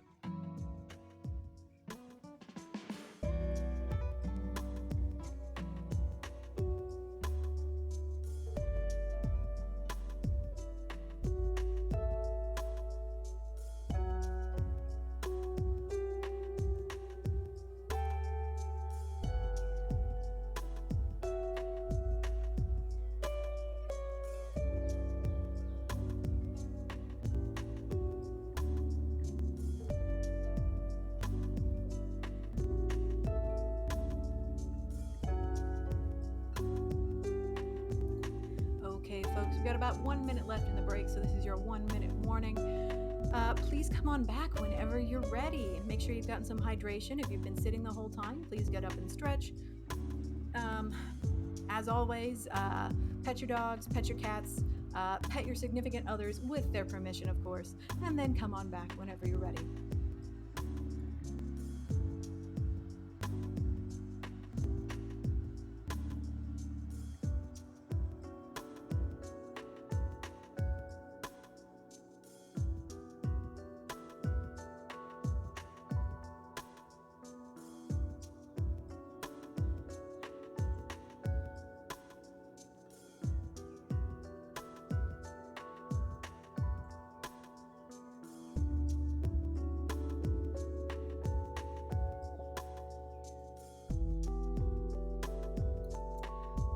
Alrighty, folks. Welcome back, everyone. I hope you enjoyed the break. Um, Strain says you want me to get up and go do something during breaks, but then you play fire, crispy nuggets, beats, mixed messages. Yeah, I agree. Shout out again to at crispy nugget on Twitter, who very kindly, fantastic composer, crispy nugget provided me with their latest tracks free of charge. To allow me, to use on my streams as my intro and break music. And so, thank you again to Crispy Nugget. Please give them a follow. Fantastic composer. And yeah, thanks again to them. Yeah, Lauren, I always say pet your significant others. Obviously, if you're going to pet anybody, get their consent first. But yeah, remember to interact with your loved ones, even if you might be focused on learning something new. Don't forget to uh, keep up interactions and be appreciated and appreciate your loved ones. Nugget says, I might have to bail. The baby wants to play. Absolutely. I never begrudge anyone for, leaving my stream if you have something more important to do. Real life always comes first. Any relationship with, you know, a personality or someone on social media is always going to be parasocial, right? It's, we should always strengthen the real life relationships that we have with others and maintain those first. And that always comes first before anything else. Absolutely, Shaolin. And the nice thing is, and related to that is, I record all of these streams, and so they'll be up on my Twitch for 60 days, and then they'll move to my YouTube channel. And I have a huge backlog right now, which I still need to move to YouTube. But yeah, I've got a bunch of videos on YouTube that I just need to finish editing, and then they'll be live on my channel, and I'll post on Twitter when those go live. It's going to be like at least 5 videos are going to go. 5 of my past streams are going to go live here pretty soon, or so. So yeah, never any problem with if you have to leave. You're not going to miss anything. Um, all of it will either be available here on Twitch or later on if you don't want ads, watch it on my YouTube channel because my YouTube channel is ad free because I don't like ads and I know you don't either. If you wanna subscribe to my YouTube channel, do !YouTube in chat. But it doesn't matter if you do or not, because again, no ads, so I don't make any revenue from that YouTube channel. I just put it there so you can watch my old stuff, and it makes it easier to search for specific topics as well. No worries, Jerry. Yeah. Sorry, my nose is kind of itchy. Hang on. My nose all it's weird. My nose always itches when I stream, and I don't know why. It's like a mental thing. My nose always itches, and it's like, why? Wolven says, "Are you going to render ATL?" I thought about it. I genuinely did. It looks like it's going to be a blast. It's a conference. Um, it is very expensive though, and it's actually like right around my birthday. So again, what's my priority? Well, in this case, my priority is going to be family, and we're going to do a family event around my birthday instead. So I did think about going to render. I'm sure it's going to be super fun. Oh, thank you, Nuggets. I appreciate that. That's very kind of you. But yeah, it's I'm sure it's going to be great. Anybody who goes, I'm sure they're going to have a blast. Just I decided not to. No worries, Wolfen. You're fine. Okay, let's go ahead and do another problem. Uh, Yeah, I think I've got a good one here. This one's going to be a little bit more mathy. Um, but again, good for discussion. So,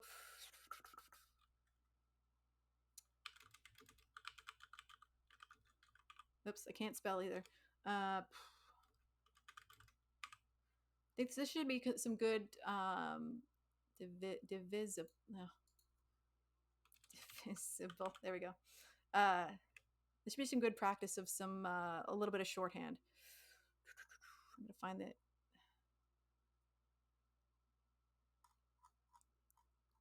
And divisible by x and y. That's the name of the problem. See if I can find it here.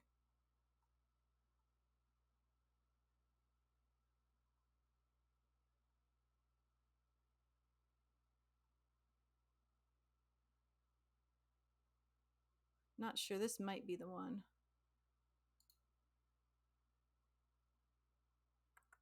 No, that's not the one I wanted specifically.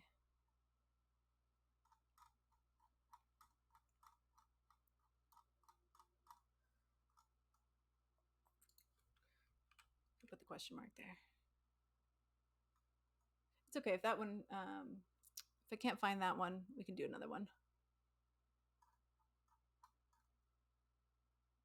If I put quotes around it, we'll see if that works.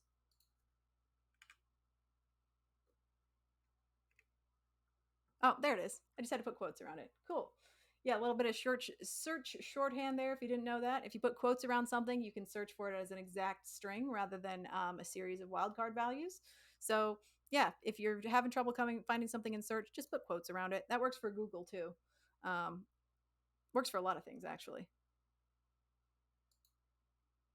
So let's go ahead and do this one. We'll train on it. And again, we have a lot of new folks here on the stream. So real quick, again, the idea here is not to just put the answer in chat. I know that many of you could probably do this very quickly because you're very smart people.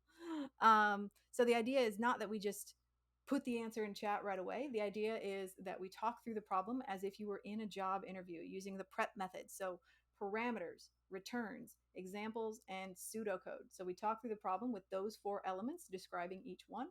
And then only after we've done that do we begin to actually write code and try to solve the problem. So we'll read the problem first. Create a function that checks if a number n is divisible by 2 numbers x and y. They put and in a larger font and bolded. All inputs are positive non-zero numbers. Okay, great. So I'm hearing that the inputs are going to be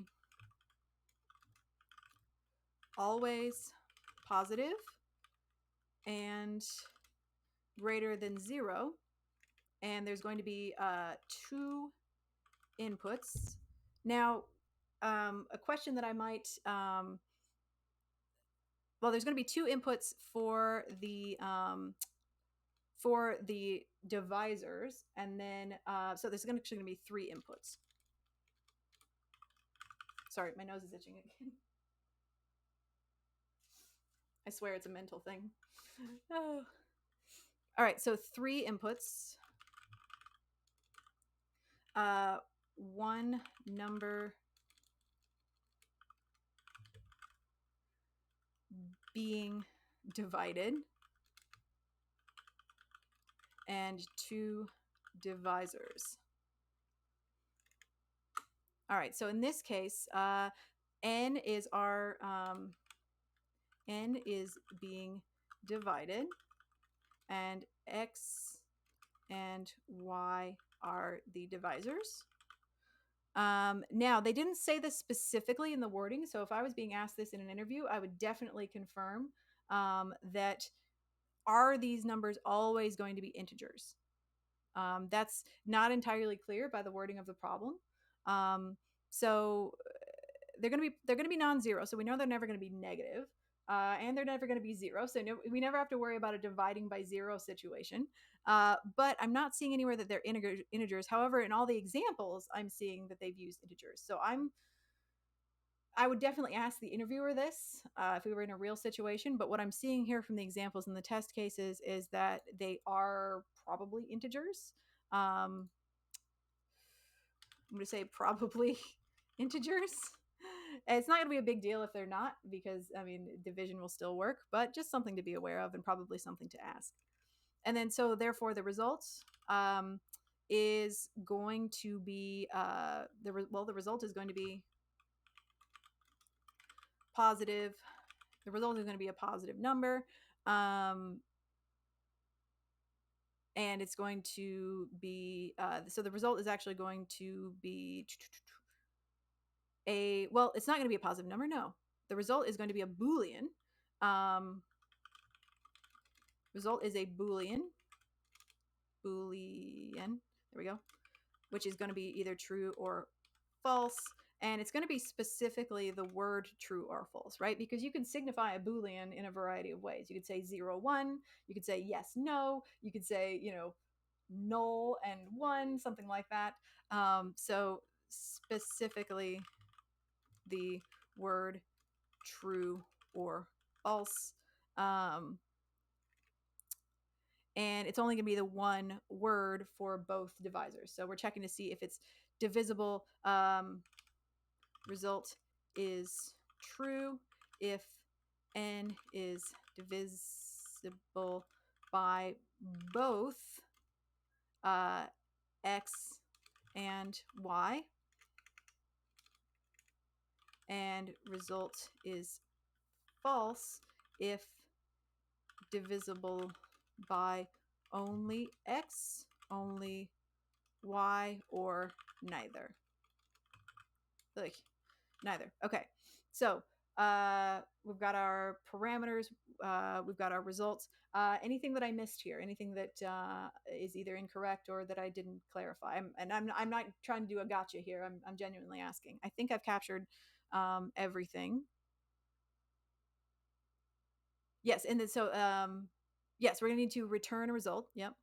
So we can say that specifically.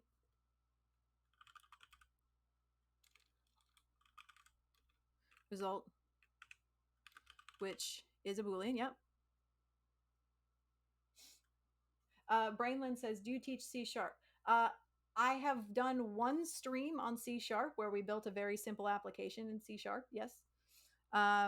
If you, it's just I did a stream on Visual Studio a while back, and we built this very simple Windows application in C sharp. So I've done one stream on it, but it's really not my primary focus.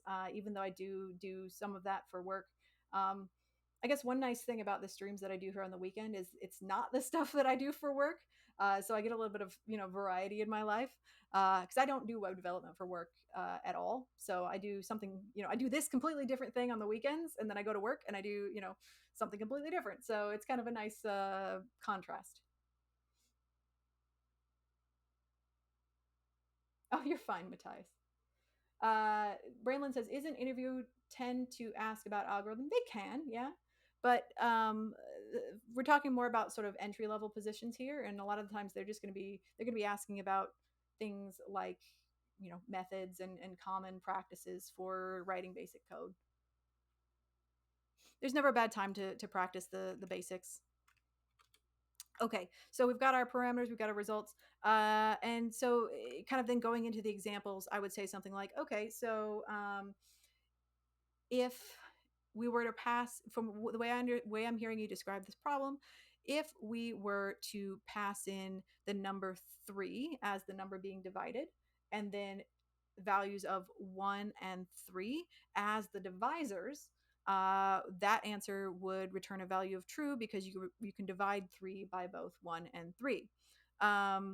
And we're never going to pass in a 0. So if we were to pass in, say, 10, and then the values of 5 and 2 as x and y, that would return true because you can divide 10 by both 5 and 2. But if you were to pass in a value of 10 and then say 3 and 1 as x and y, that would return false because you can divide 10 by 1 but not by 3. And by that I mean divide it evenly with no remainder. So I guess I should say that 3 result is true, and I'm going to say specifically divisible by both x and y with no remainder, because technically, if as long as it's not zero, you can divide anything by anything, but you're going to end up with a remainder, a fractional result. So no remainder, returning a whole number. Yeah. So yeah, another little clarification there. So that's the example part. And then talking about pseudocode. Okay, so if I am, and this goes back to really a very common fundamental interview question. If I want to tell whether one number is cleanly divisible by another, what is the quickest and easiest way for me to do that? And by cleanly divisible, I mean with no remainder. So, for example, if I wanted to tell whether a number is even, I could divide it by 2 and use this to check whether a number is even or odd. What would I do? Yeah, exactly. I would use something called a modulus, right? Which is a symbol. So essentially, I would use something to say, give me the remainder when I'm dividing one number by another. I don't really care about the result itself. I only care whether or not there is a remainder. Because if there's a remainder, then that number is not cleanly divisible by the other number. So if I were to divide 10 by 3 and say, give me the remainder of that, I would get a remainder because it's not cleanly divisible, so that remainder would not be 0. So the quickest way to determine whether one number is cleanly divisible by another is to use a modulus, right? And if that modulus is equal to 0, then that number is cleanly divisible. And I'll show you what I mean here in a minute. If you've not used a modulus before, it might be a little bit unfamiliar. And so we'll kind of talk through it a little bit. Yeah, right. We never think about why yeah, you have to learn remainders in school, but you never think about why they're useful. They're really, I found, yeah, they're most useful in coding. Exactly. I agree with that, Matthias. Definitely. So I think the easiest way for us to check this would be to say, use to check whether n is divisible by x, and if n is divisible by y, and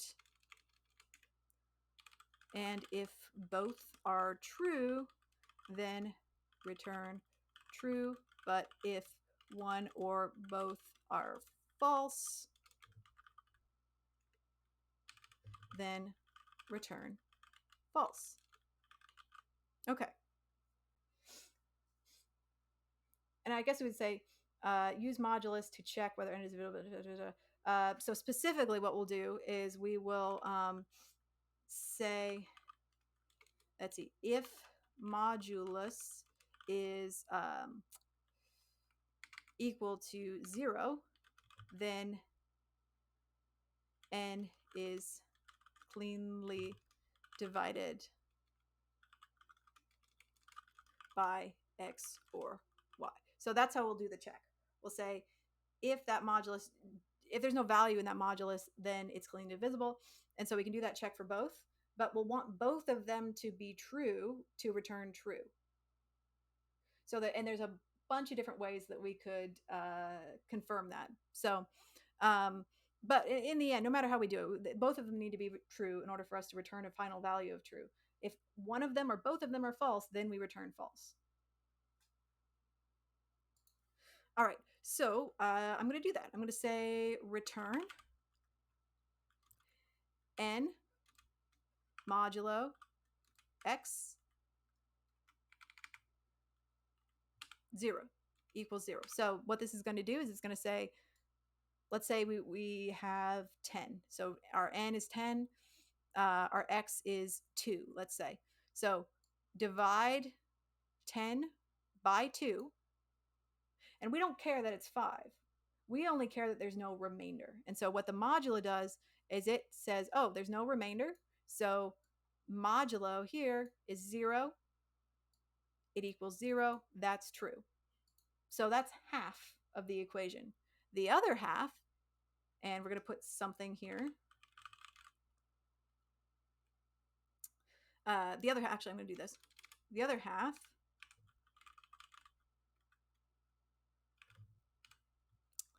um, is going to be the same. So n modulo y. So we're doing the same check for both x and y. And again, we only want to return true if both of these are true. So what's a way that we could only return true if both of these are true? What's a way that we could do that? There's really no wrong answers here. There's several different ways this could be accomplished, and none of them are wrong.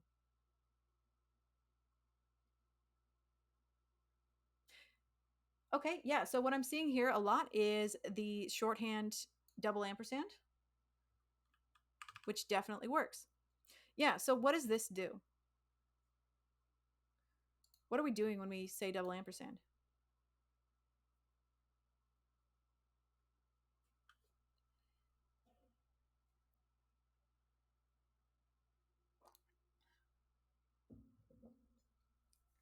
Yeah, exactly. In general, when we say double ampersand, we're saying that we're going to have some kind of logical expression on the left and some kind of logical expression on the right.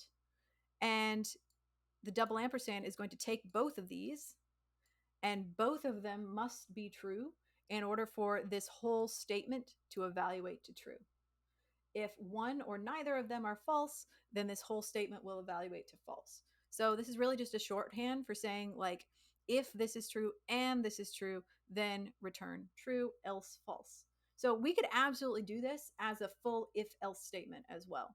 I mean, there's definitely multiple ways this could be written, but by far, I think this is the cleanest. Just to use the double ampersand shorthand. Um, yeah, so we're saying, all right, logical expression here, both are true, return true. Yeah.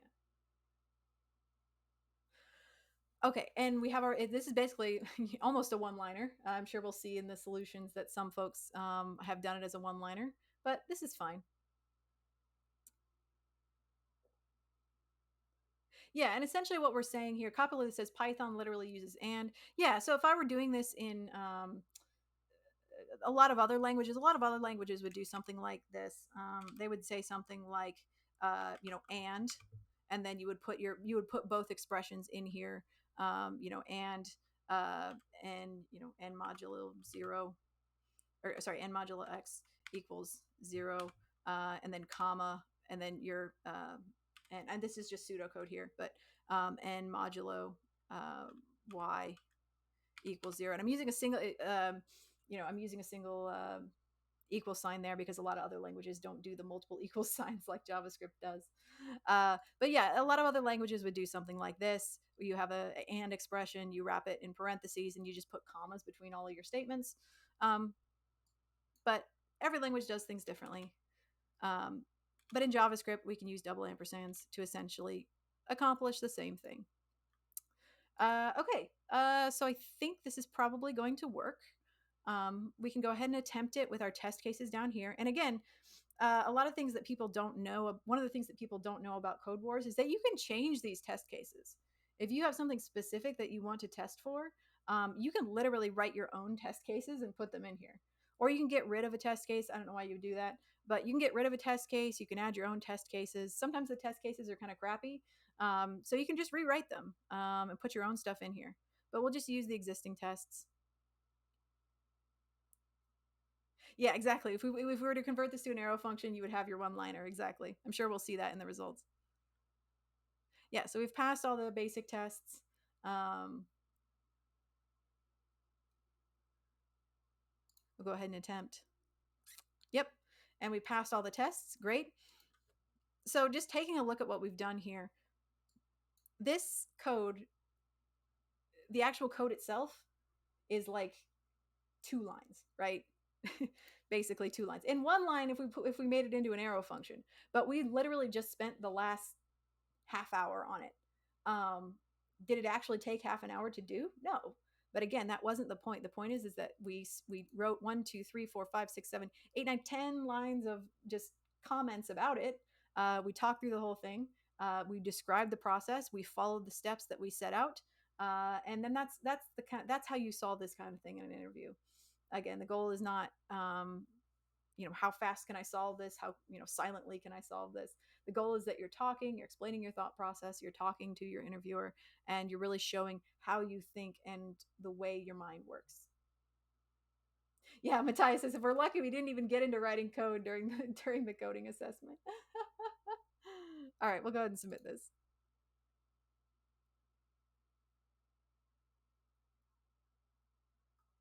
Yeah, okay, so the first answer is basically the one that we did. And yeah, we also could have done this as a ternary. Now, the way that they've done this here is this is really not necessary. And I like this answer because this shows an interesting application, although a very redundant application of a few different concepts.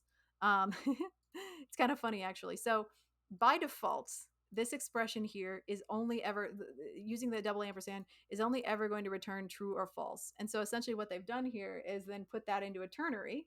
So this is going to return true or false. And so we're saying, all right, if true is equal to true, then true. Else, if false is not equal to true, then return false. So it's like redundant at like 3 different levels, which I love that. That's fantastic. Really unnecessary though. This is all you need. I think you might actually get dinged in an interview if you try to do something like this, because yes, it shows that you know how to use ternaries, but it also shows that you don't know what this actually does.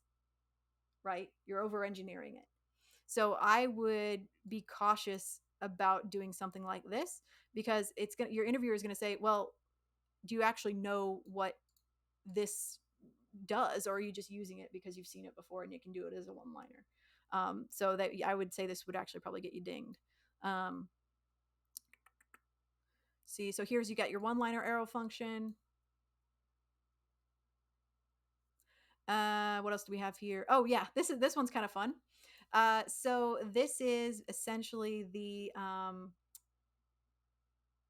this is kind of the opposite of what we've done up here, although not quite.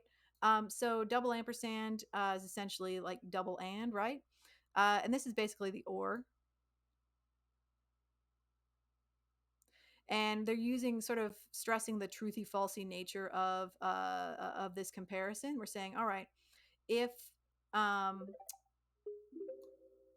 thank you for the follow, Mutiago. Thank you. So essentially, what they're saying here is if either of these, so the double pipes here essentially means or. So if either of these are remainder 0 in JavaScript, 0 is what's called a falsy value. So since we're not doing an explicit comparison here, since we're not saying, modulo 0 or modulo of this equals 0, then that evaluates to true. If this value returns 0, it's going to be construed as falsy. If it returned 1, it would be construed as truthy. So false or false, then return false, but we have the bang here for a not, so it essentially just returns the opposite of that. So yeah, it's a wild implementation. I don't know that I would do this either because it's so unintuitive. I mean, it's clever, but it's very unintuitive. So I don't necessarily like this either. Um, Again, we've got another implementation of this. It's redundant though, because this is already going to return true or false, so not necessary. I'm trying to looking for maybe more clever implementations here. No, I really think ours is pretty much the best and only way to do it. Anything else, anything where it says explicitly return true or return false is redundant. Yeah. Here again, they're using the exclamation point to reverse the result. So they're saying, all right, if this value is 0, it's going to be interpreted as falsy. And if this value is 0, it's going to be interpreted as falsy. So this whole expression would evaluate to false. However, we're using the bang here.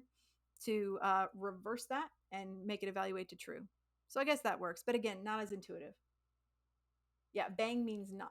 So bang means just reverse whatever the result was. So if it was true, it becomes false. If it's false, it becomes true.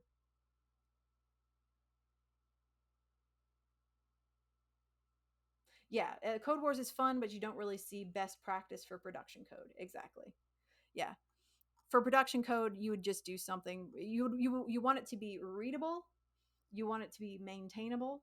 Um, and so if you would want somebody else looking at it to just implicitly be able to say, "Yeah, I know what this does." Matthias says, "Sorry for being so talkative." No, absolutely not. That's you're fine. There's no problem at all with that. I can only function properly as a streamer if people are interacting, right? If I have something to work off of. Otherwise, I'm just talking into a void. Otherwise, I might just record. I might as well just record a YouTube video, right? Straight up.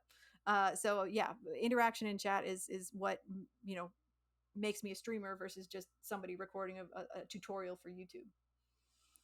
Yeah, I think that's about it. I don't really see anything better than what we did or anything I like more. So yeah, go team. Sen Brazil, thank you so much for the follow. Good to have you here. Matthias says you rarely see comments on Codewars. Yeah. But yeah, you can vote things. That's a good point. You can vote things as best practice or clever. We can see that really most folks voted this solution as the best way to do it because it is the clearest and it's the most immediately readable to tell you what's going on.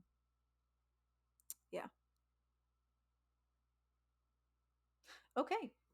Um, Readability is better than one liners. Yes. That's another main difference between Codewars and reality is that Codewars is often going to go for the one liner. Folks are going to upvote the one liner, but that's often not what you're going to be doing in real life.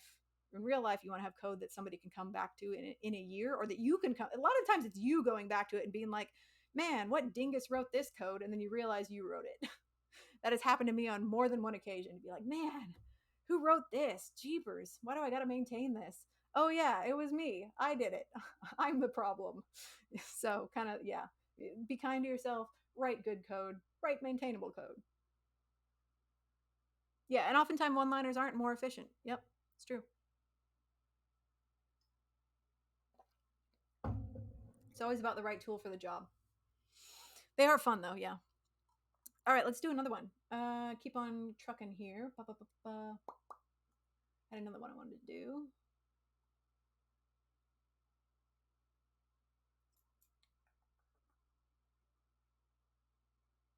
Yeah, okay, this should be a good one.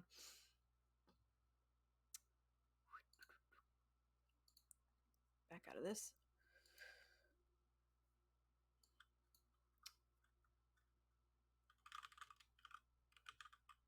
To kind of build off the first problem we did a little bit.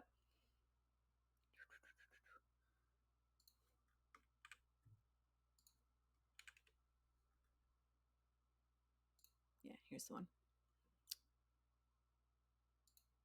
So getting into strings here a little bit. We're going to write a function that accepts an integer n and a string s as parameters and returns a string of s repeated exactly n times. And I like this one a lot because you can do it several different ways, all of which are fine. So first, we're going to do this one two different ways. First, we're going to do it. First, we're going to brute force it because in an interview, you're very likely to forget a lot of stuff. And so if you can brute force it, great. And then we'll go back and we'll refactor it and make it a little cleaner. So we'll brute force it first.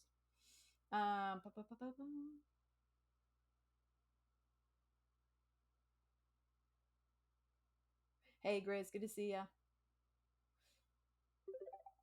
Melodious, thank you so much for the follow. Thank you for being here. All right, again, we're going to use the prep method for this. So they're saying we're going to write a function to accept an integer n and a string s. So we're going to have two parameters. Inputs are integer. Now, interesting, they don't specify whether or not this integer is going to be greater than 0. So, if it's going to be zero or a negative. They don't specify that. I don't see that anywhere in the test cases, but this would be something you would definitely want to ask your interviewer. Um, oh, you're welcome for the courses, Meliodas. I'm glad you're enjoying them, and it's good to have you here. Thank you for coming. Copperley says, "Oh Lord, I did a one-liner recursive solution on this one." Oh yeah, there's a lot of different ways to solve this one. We're gonna do it two different ways. So inputs are integer n and string s. N is, I'm going to say, most likely positive, but not guaranteed. N is most likely positive. Um, and so that's going to be our inputs. Our string looks like could be of varying length, but really that doesn't matter.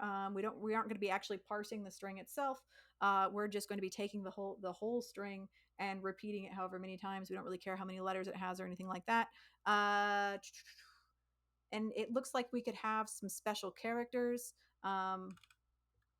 S could be any character, probably any length. So if it's an empty string, we could still repeat it multiple times. It just wouldn't matter. And if it's a space, obviously it would just be a bunch of spaces. Or, we can see that on the test cases here, potentially like a star, pound sign, a string with spaces. So in this case here, test case 3, is a string with a space at the end. So essentially, we just want to make sure whatever they give us, we're capturing the entire string. We're not trying to, grab the individual values at all, anything like that. Meliodas says, "Is this LeetCode?" No, this is Codewars, which is similar to LeetCode, but it's a little bit more beginner friendly, and it's a little bit easier for you to search for very specific topics that you want to practice. So Codewars is great if you're newer to coding or newer to interview practice, interview prep. Codewars is a really great place to start, and then you can graduate to LeetCode. Okay, S could be any character, any length. And then we want to return S repeated n times. And so we also want to return all of S repeated. Well, it's really just repeated n times. So if n is, let's say n is 10 and S is the letter I, we would want to return the letter I repeated exactly 10 times. Or for here, we can see that so we're sort of going into the example phase of the discussion. We would say, well, if we have the word hello, we're passing in the word hello and the number 5. We would want to return the word hello repeated 5 times with all the capitalization and any other punctuation kept intact. So we want to make sure we're capturing the entire string, formatted as is, and repeated exactly n times. Okay. So pseudocode. What are some ways we could solve this? Again, without posting the exact answer, talk conceptually using English English words. What are some ways that we could solve this problem? And I'm thinking about maybe more than one. What are some ways we could do this? Hey, Stuttgart, welcome to the stream. They say a for loop. Yes, we've got our old, lovely, reliable solution, the for loop, which works in so many different languages. Great way to do it. Absolutely. Yeah, we could also potentially use a built-in method, right? Yeah, there's some ways we could do that too. What is that? What is a built-in method that we could use? What is a method that's built into JavaScript that we could use? Remember, in JavaScript, strings can be treated a lot like arrays. And so if there are, there's methods that are specific to strings and specific to arrays, but there's a lot of methods that work with both, certainly. Sneaky Donkey says we could use array.prototype.join, certainly. Matthias says we can maybe just use the repeat method. Yeah, which is a string method in JavaScript that allows you to repeat a value X number of times. Any other ways that we can think of that we could solve this? So I'm going to start writing these down. We could do a for loop, right, from 1 to n, certainly, with n, being the value of the number of repetitions. We could also could use the built-in repeat methods, certainly. And yes, I do agree with that, Matthias. So we could absolutely convert this string to an array so that we could use array methods on it. But the cool thing about JavaScript is there's also a lot of methods that just work directly on strings. Now, sometimes we do have to take a string and split it apart into its individual parts and then, turn it into an array and do array stuff with it. That's more when we want to work with individual letters, swap things around and then rejoin them, or put punctuation in between the letters or in between the words. Absolutely. We would turn it into an array, we would do stuff to it and put it back. But in this case, we want to keep the string intact. We just want to repeat it a certain number of times. So I think we can just use repeat on this, potentially, as one way to solve it. What's another way we could do it? Let's think more. We have two options so far. What's another way? Thinking about, if we were to, let's say, okay, let me narrow this down a little bit. What if we wanted to brute force this, but we didn't want to use a for loop? Let's say that maybe they've asked us two questions, right? The first question was like the first one that we did today at the first part of the stream, where we've already used a for loop. And we're going to be like, well, we could use a for loop. And the interviewer says, can you think of any other ways to do it? What if you didn't want to use a for loop? So we're still going to brute force it, but we can't use a for loop. What else could we do?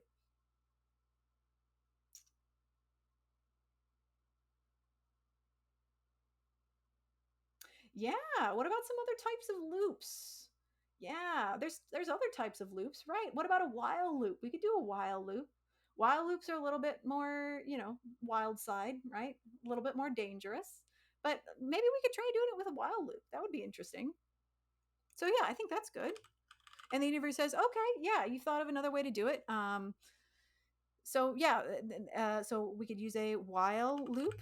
And we obviously have to be careful when we're using a while loop because we don't want to get trapped in an infinite loop. So we would have to think about how to construct that. Puppy Piteous Pedals. That's a great name. Welcome to the stream. They say, are while loops faster than for? It's really, they have slightly different use cases generally. So for while loops, a main difference between while loops and for loops is that with a for loop, you generally know exactly when it's going to end, right? You have a definite end point. And so with a for loop, you are just incrementing a value until you reach that end point. But with a while loop, you don't necessarily have to know when that condition is going to end. It's just, with a while loop, you're just saying, hey, keep doing this thing until something specific happens. You don't know when that's going to be necessarily, but it's going to happen eventually. Just something that happens eventually down the line. Keep doing this thing until that happens. So it's slightly different use cases. Yeah. And yeah, I don't disagree with that, Matthias. I don't often use while loops, but there are times when they can be useful. So thinking about maybe in like a web application, right? Maybe you're waiting on a user response, and you want to maybe show something to the user until they do something else, and a certain input is received from the user. So you want to show them a timer or something until you get a specific input from the user. Well, then, okay, you could say keep looping this text, or keep looping this counter until the user clicks on this button, and then you stop it. But while loops can be risky, but that doesn't mean we shouldn't know how to implement them if necessary. Hey, Makne, welcome to the stream. Matthias says if we do it wrong, the stream ends. No, that's not true. Magne, welcome to the stream. And Puppy Piddles, thank you for the follow. They say on class 44 right now. Wanted to say hello since Leon mentions you so much. Oh, thank you. Yeah. No, I'm really excited to still be with 100 devs, to still be doing this work. I think it's valuable work. And I always say, if I wasn't having fun, I wouldn't be doing it. And by golly, I'm still having fun. So I'm really excited for cohort 3. And I'm going to be right there alongside you from the very beginning in cohort 3. I know, in cohort 2, I didn't start streaming until we got to the JavaScript part of the course, but with cohort 3, very beginning, baby, HTML on up. I'm going to be right there with you, helping with the homework, doing office hours, and yeah, coding alongside you. So thank you so much for popping in and saying hi. Good to have you here. Hey, fan, welcome to the stream.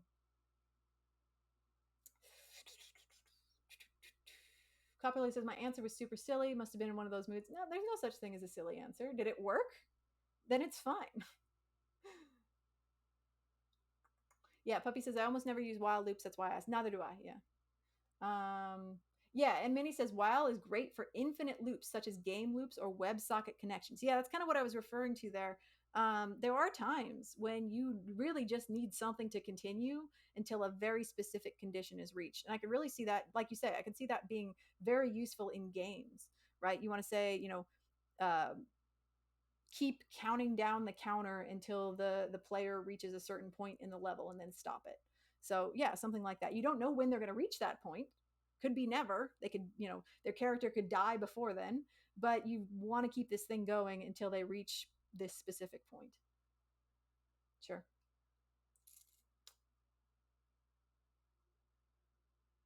Fan says, could you analyze my website? Not really what we're here for today. If others want to give you feedback, that's fine. But no, I won't be looking at that on stream because that's not really what we're doing today. But yeah.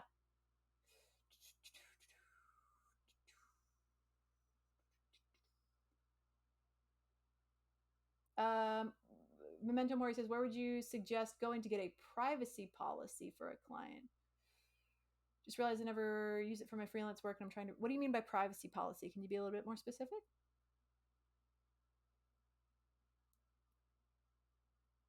Yeah, Minnie. Okay, that's great. Thank you for the clarification there. They say for game loops, I mean the standard update, render, repeat game loop. Most engines and frameworks have at their core. Oh, yeah, that's great. Yeah, I don't know too much about game dev, but that's kind of fascinating. I've only ever coded a couple games and I did them in JavaScript, like vanilla JavaScript. There was a while back when we actually built Snake in vanilla JavaScript running in the browser. It was reloading the page like multiple times per second. It, it used so much browser memory. It was great. It was so much fun. I mean, it was a blast. It was ridiculous, but it worked and it was really fun.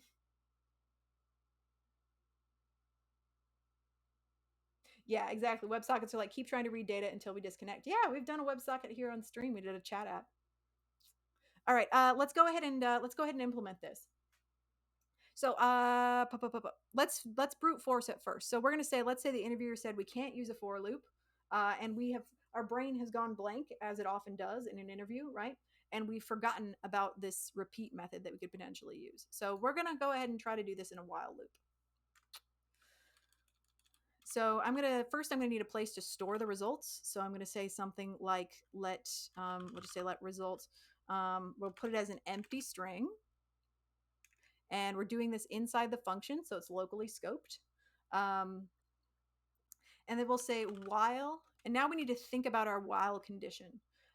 So again, remember that a while loop is going to continue until that condition is met. So there's a couple different ways we could do this. We could either count up or we could count down. And maybe this is just me, but conceptually, in terms of while loops, I think it's safer to count down than to count up. So with a while loop, we could say something like where n is greater than 0, and then for inside that loop, we're essentially just going to end it with subtracting from n. So our loop is going to end by subtracting from n, and then here we actually do the thing. So we say let result, and we just want to add the value of s to that. So we're going to say result plus equal s. So what are we doing here? Well, we're saying, all right, start the loop. Let's say that n is 10 and s is the word high. So first loop, n starts out as 10. That's greater than 0. We go into the loop.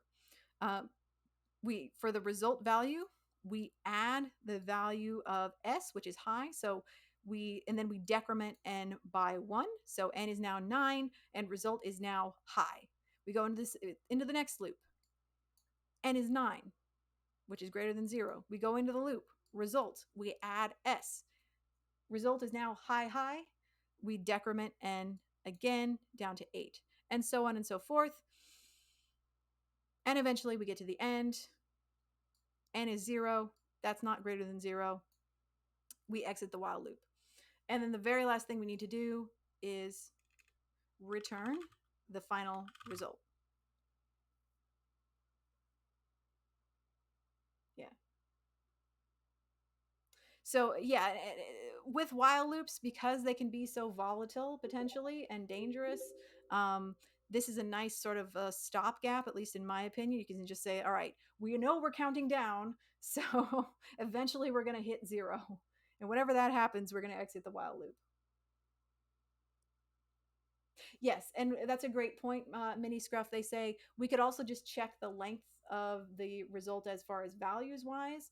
We do need to be careful with that because our string could be, we're not working with an array here. We're working with a concatenated string, of multiple values, right? So we got to remember what we're working with. We're not working with an array. We're working with a string, and that string could be something like this. So the length of this string is 1, 2, 3, 4, 5, 6. Each of these is 5, so 25 letters. So got to be careful when we're talking about length and things like that. Yeah. Yeah, you could do something like that. You could say, well, result dot length um, is less than n times s dot length. Sure. Yeah. Yeah. Yeah. And as Renate said, you could also just write while n. Potentially. Let's see. I'm not sure. Would that work? We could try. We'll try it both ways. I'll try that as well. This is definitely more intuitive, at least in my opinion. We'll try it both ways. Okay. So we got this result while, add that, decrement n. And also, yes, we are using a shorthand here, just kind of like you would in a for loop. So in a for loop, you would just have this up in the parentheses up here. Essentially, this just means decrement. And the word, if you're not a native English speaker, the word decrement is the opposite of increment. So increment means count up by 1. The word increment means count up by 1. The word decrement means count down by 1. So increment up, decrement down. So count down by 1. And it's essentially the same as n equals n minus 1, right? But this is just faster.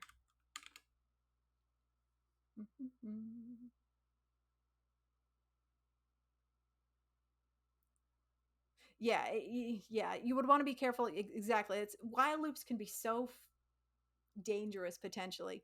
If n skips 0 for any reason, you could get stuck in a negative. Yeah, if you yeah, depends on the constraints. Exactly. So I do think this is safest. But hey, maybe you want to walk on the wild side. Sure. Yeah, and you are right that 0 is falsy. So theoretically, if we just said while n, the loop would stop when it hits 0 because 0 is falsy. So this would evaluate to false and it wouldn't enter the loop. But I do think this is doing it explicitly this way is safer rather than trying to rely on JavaScript's, truthy falsy dealy. But hey, there's no wrong answer here. Let's try this. All right, so we passed the initial tests. And then we will, I'm making sure I didn't miss anything in chat.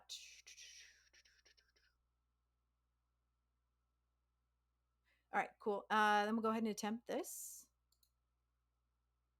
Yay, we passed.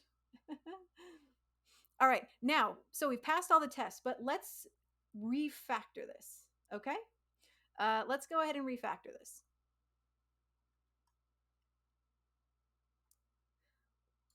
So we also talked, let's say, okay, so they've told me, right, we're in this fictional interview. The interviewer has told me that I can't use for loops, and my brain has turned into jello. And so I've forgotten about all the built-in methods that we could use. And so I said, well, okay, would you, what about if I use a different kind of loop? Would you allow that? And the interviewer says, yeah, sure. What other kind of loop do you want to use? And I say, well, how about if I use a while loop? And so we've done it with a while loop and we've proven that it works just like this. But just as I'm getting ready to finalize the problem, I say, oh, wait, I've just remembered. Would you let me refactor this and use a built in method? And the interviewer says, oh, great. So you remembered that there's a built in method that you can use to do this. And I say, yeah, absolutely. Let me just refactor this for you. So instead, I'm going to just say return my string s, and then I'm going to use this built in method of repeat. And I need to tell it how many times to repeat. And so I can just say s repeat n. Test that. It works.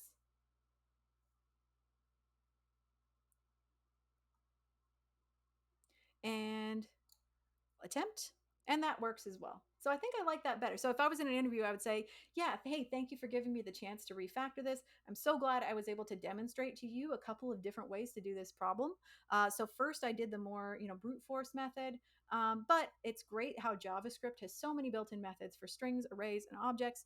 And so here I was able to use the repeat method to simply have it repeat my string n number of times. And so I think I'm going to go with this as my final solution because it is cleaner. It's very obvious what it's doing.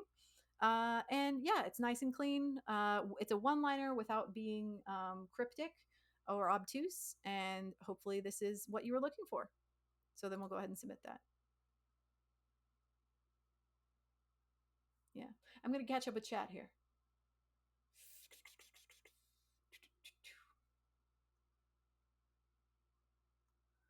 Morlis, welcome to the stream. They say, do you follow the same procedure when working on larger apps, like writing comments to break the program down? I'm kind of struggling visualizing everything, and it's kind of overwhelming to break it down. Yeah, writing comments is really never a bad idea. And I was talking about this a little bit earlier with somebody else, and they said, they were saying they were having a hard time getting started on their project. They knew what they wanted to build, but they weren't sure how to do it. And so I think there's a couple different ways you can do it, and it really depends on how your brain works. If you're a planner, you could always start by just writing out some documentation for it. Like, what does my app need to do at its basic essence? What is my app doing? The example I used earlier was an app for people to identify insects. So they put in some characteristics of the insect, like what color is it? Is it a beetle? How many legs does it have? That kind of thing. And so if you're thinking about your app in those terms, you might say, well, at the very minimum, I'm going to need a form where people can, enter things. And then I'm going to need them to be able to click a button. And I'm going to need that data to go search in an API. So I'm going to need to connect to an API.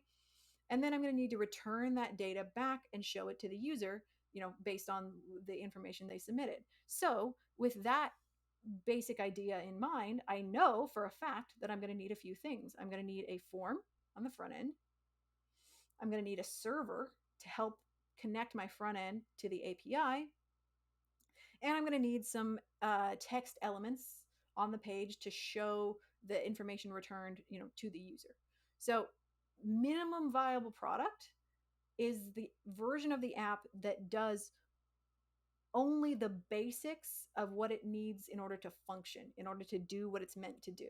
So no styling, no extra features, no bells and whistles, just those things. A form, a server with a connection to the API, and then a text element to display the result to the user, right? At minimum. That's, of course, you probably want it to do more. You probably want it to have styling and maybe pages and a login and all these other things. But at minimum, those are the three things that you need.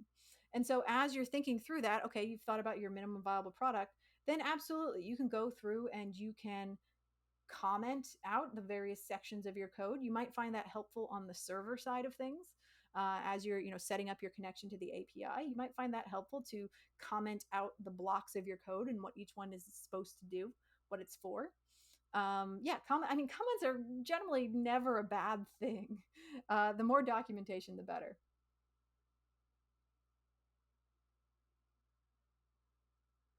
Yeah, absolutely. Writing comments is a great way to do it. You could write documentation in a separate location if you wanted. Um, but yeah, break it down into smaller chunks. Think minimum viable product, and then um, and get only the minimum version of that working, and then go back and add more features. Yeah, Kavi says either way, definitely great to show that you have many ways to accomplish the same thing, referring to this problem, how we solved it a couple different ways. Yeah, there's no issue with brute forcing it and then refactoring it later. JavaScript is no fun; it does all the work for you. We stand on the shoulders of giants, definitely. Oh, Matthias, I missed your comment before I submitted it. Kavi says sometimes the built-in methods are less obvious. Yeah, they're not always as clear. For example, I'm thinking particularly, they're not always as clear as like the exact word, which is repeat, repeat, repeats, right? But there's other built-in methods like reduce. We just talked about that one a little before. Reduce, which is an array method, and the word reduce to me really like intuitively has nothing to do with what it actually does. What it actually does is it like keeps a running total of you loop through an array and you keep a running total and you add to that running total as you go. It's the word reduce really doesn't signify that to me, but it is what it is.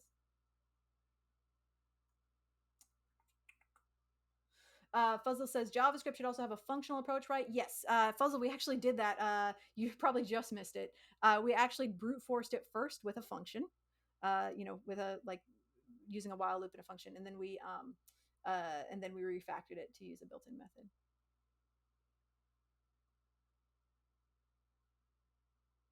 Yeah, and Minnie, that's a good point. So when you're writing comments, they should never repeat the code itself. Um, you should so a lot of the comments that I write are more generally describing like the goal of a block, right? I'm not going to list exactly what that block is doing. um, I'm just going to say, all right, here's like my maybe I might say I might label a block that as like route to route to login or something like that, right? Because it's a router that's going to it's directing from the home page to the login page. So I could just say like route to login. If that's not clear, it's probably a bad example, but or I never describe like line by line what the code is doing with comments, but I do sort of say like summarize the goal of that block. What is that block trying to accomplish in a comment?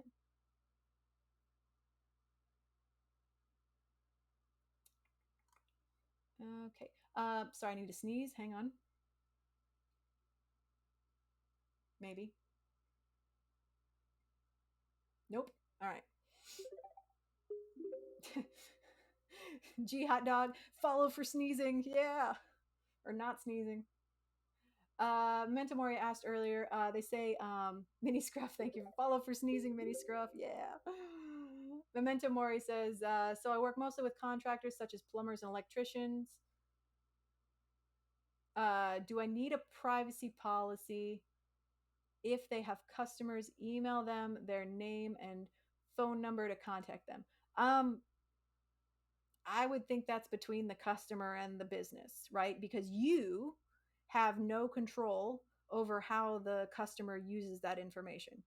The customer could just turn around and sell it to a data broker, right? You have no control over that. So you know, I would if the customer requests that you put one in there, I mean, yeah, sure, but it's not something I would necessarily dictate. I just know that me personally, I'm going to use best practices in securing data. But as far as if you put a privacy policy on the website saying that we will never sell your data, and then the customer says, that was something you put on there. I don't care about that, and then they go and sell that data. Then all of a sudden, you're the liar, right? So I would have the customer dictate that.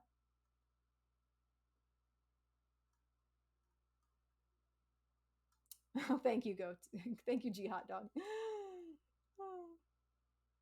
No worries, Stuttgart. Thank you for stopping in. Great to see you. Yeah, that's a great way to that's a great way to put it, Mini Scruff. And I was having trouble articulating that, but that's exactly what I wanted to say. So thank you for that, Mini Scruff. They say let the code describe itself, but let the comments describe the intention or the goal of the code. So what is this block meant to accomplish? What is the goal of the block? Like why is it here? Why did you write it? Well, because it's meant to do XYZ. So yeah, great. That's exactly what I meant to say. I just couldn't put the words together. Oh, thank you for the posture check. Ah, Hunter_MCC just redeemed posture yeah, check. definitely a bit of a posture gremlin. My shoulder is actually like my fractured shoulder is actually kind of helping me stand up straighter because if I hunch over, it hurts. So I actually am standing straighter because of this. I'm not sure it's a good thing in the long run, but yeah, I'm less of a posture gremlin. Um, yeah, don't use comments for how, but why and for who are valid. Yes, that's great. I love that. So think when you're writing a comment, think about why is this here? Why does this code exist? Why did I bother to write it? And then potentially for who? Yeah, like was this requested by a certain party? What is it? What client does it serve? Yeah, the how can change quite easily. Exactly. Yeah, it's not how it's being accomplished, but what is it for? Roll rolled up like a shrimp. Yeah. Posture is difficult when you're sitting all day. That's actually why. So you've probably noticed I stand up for these streams. I have a makeshift standing desk that I built myself. Because if I were to sit for these streams, I would absolutely be a posture gremlin the whole time. So I stand up the whole time, even for those 7 hour streams that I did a couple times, standing the whole time. Legs hurt like the dickens afterwards. But for during each break, I always go and I sit down, uh, to have the variety of posture. Kakaro, thank you so much for the follow. And Lieutenant Paynes, thank you for the follow as well. Much appreciated. Okay, we're gonna do one more, and just more of a fun one. We're gonna wrap up here pretty soon, but I want to do just kind of a fun one. Uh, we'll zip through this one a little quicker.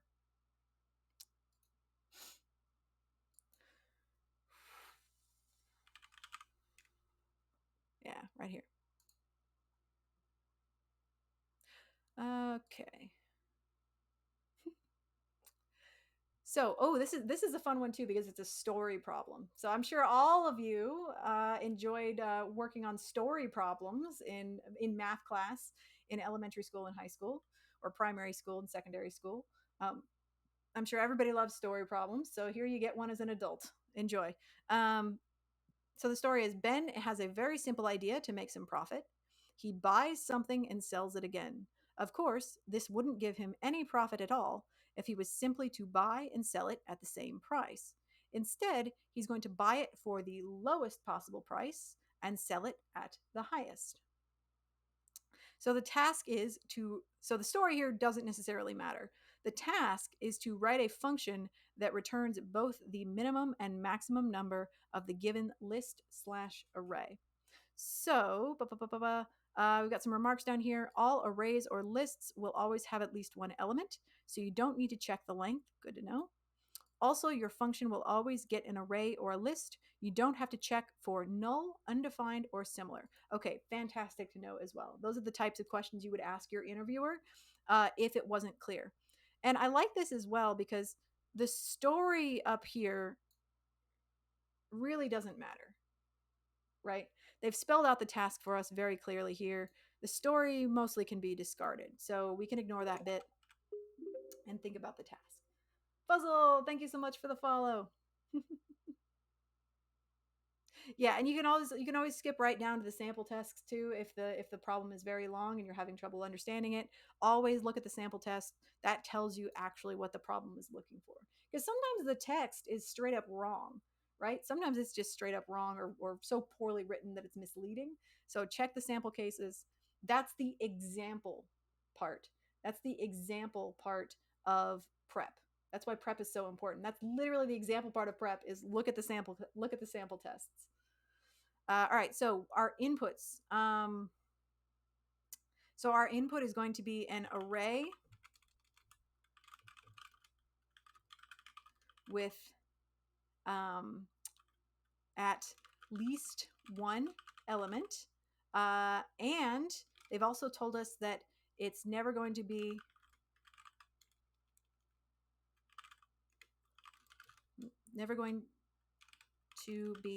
null, undefined, or similar. Yeah, so we don't have to do any of those types of data sanitizing or special checks. It's always going to at least be one element. Okay.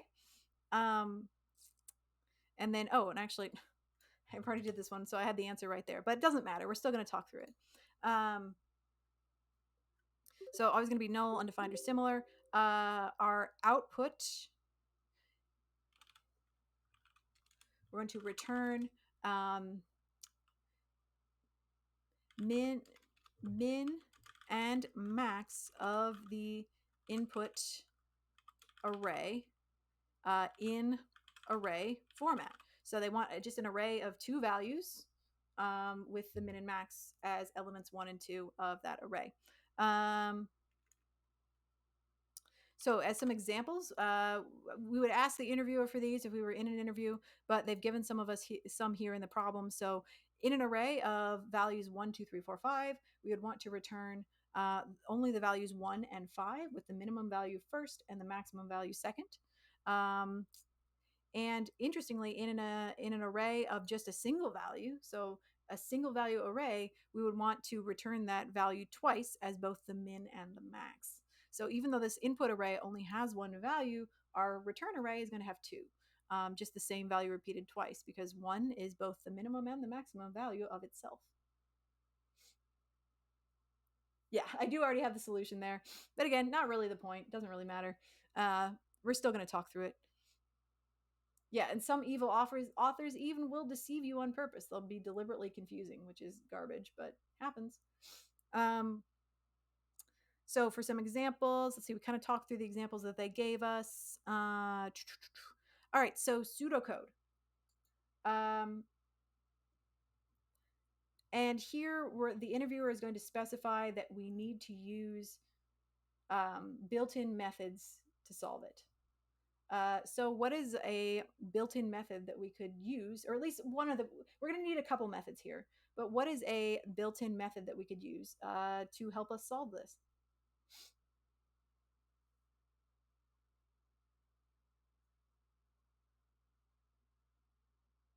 Min-max. Yeah, exactly. JavaScript has some very useful math methods, such as min and max, that we could use. Yeah, Strain says there's nothing worse than doing a kata that you get the test solutions and then they throw in some gotcha edge case in the additional tests that should have been in the sample test, right? And one thing you can do there, if you encounter that, is you can grab that case that you fail on and just put it in here. So take that wonky extra case that they put in the attempt test cases and add it to the sample tests. You can change these values yourself down at the bottom, add it in there so you never fail it again. Yep. Yeah, we could also sort it and we could take the first and last element. Absolutely. Yeah. So use math methods to find min and max. But in order for us to do that,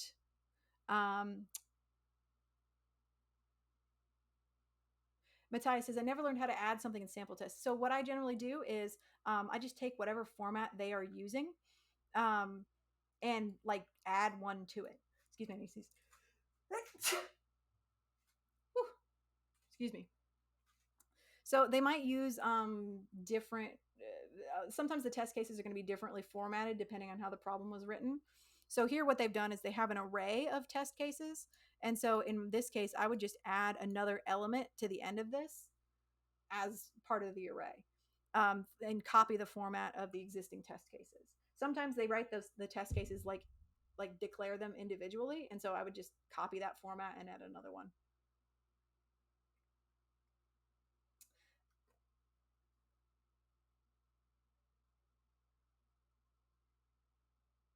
Miniscruff says, if you want both min and max, wonder what would be faster, calling min and max or a for loop calculating both at the same time.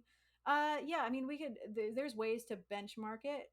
There's, software out there that can help you with that. Definitely, I haven't done a ton of benchmarking. For an introductory problem like this, probably wouldn't matter all that much. But yeah, I will say that uh, uh, like completion speed and stuff isn't really my forte. I don't really have a formal background in data structures and algorithms. Unfortunately, I wish I was better at that, and that's something I would like to improve on is understanding more of the like benchmarking, completion time type stuff. I know that Leet Code measures that to some degree, but that's one of the drawbacks of being sort of self-taught is I don't really have that.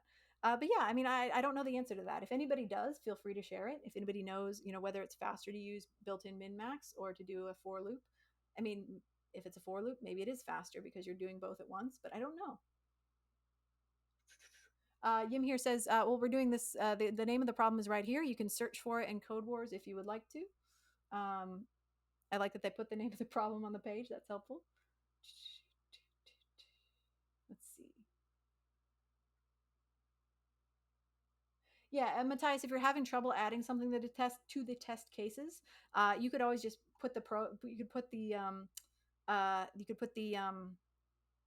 code in VS Code and yeah, do a bunch of console logs if you wanted. You could do that.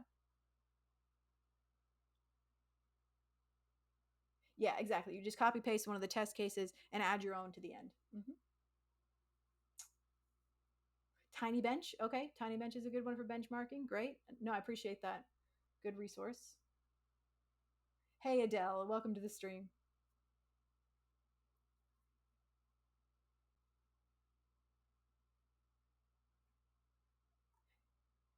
Sure, Mini Scruff. Yeah, feel free to share. Anything you'd like to share is fine. Sometimes Matthias says sometimes I don't see the random tests that fail. It should show you that in the error text. It will show you what value it was trying to use, and then versus it should show you what value it was trying to use, and then versus the result, like the expected. It'll show you the result it expected based on the input, and then the result that it got from your function. So you should be able to use that to formulate a test case. Yeah, if you solve them in VS Code, you can push them to GitHub and get your green squares too. Yep. Add a console log. Exactly, Strain. Add a console log into the function. If it's not showing you what it is, add a console log into the function and it will log it for you in Codewars. Mm-hmm. Yep. Or just move it to VS Code and get your green squares. All right. So we were talking about min and max. Use math methods to find min and max. But in order for us to do that, right? So we're gonna return as an array with min as the first value and max as the second. Now, in order for us to do min and max, we're going to have to take that array and essentially blow it apart, right? Because right now, the array is treated as like a single object, but we want to look at each value in the array. So we need to take that array and make math.min consider each value separately, because what math.min, let's say math.min and math.max, what they are expecting. Oh my goodness, RDT, thank you so much for the sub. Wow. Golly gee, guys. Y'all are just I something's in the air. Maybe it's the spring. I don't know, but y'all are being very generous today. It's I don't know what to say. Thank you. I really appreciate it. And you get the special sub screen there, RDT. You're very cool. Everybody here is very cool. But people who sub get a cat gif. So I hope that is a good reward. Thank you, RDT. Oh, fantastic, Adele. You're in the catch up crew. We love the catch up crew. Yeah, I'm glad it's been helpful for you. Yeah. Okay, so talking about min max. So here we have to think about what math.min is actually expecting. So if I were to write like, oops, my thing. Hang on. So if I were to write math.min out by hand, what it would actually be expecting is like a set of individual arguments, right? Something like that. So it would actually be expecting individual arguments, not a singular array. So we need to break that array apart into its individual values. Now, how would I do that? Or what's a way that I could do that?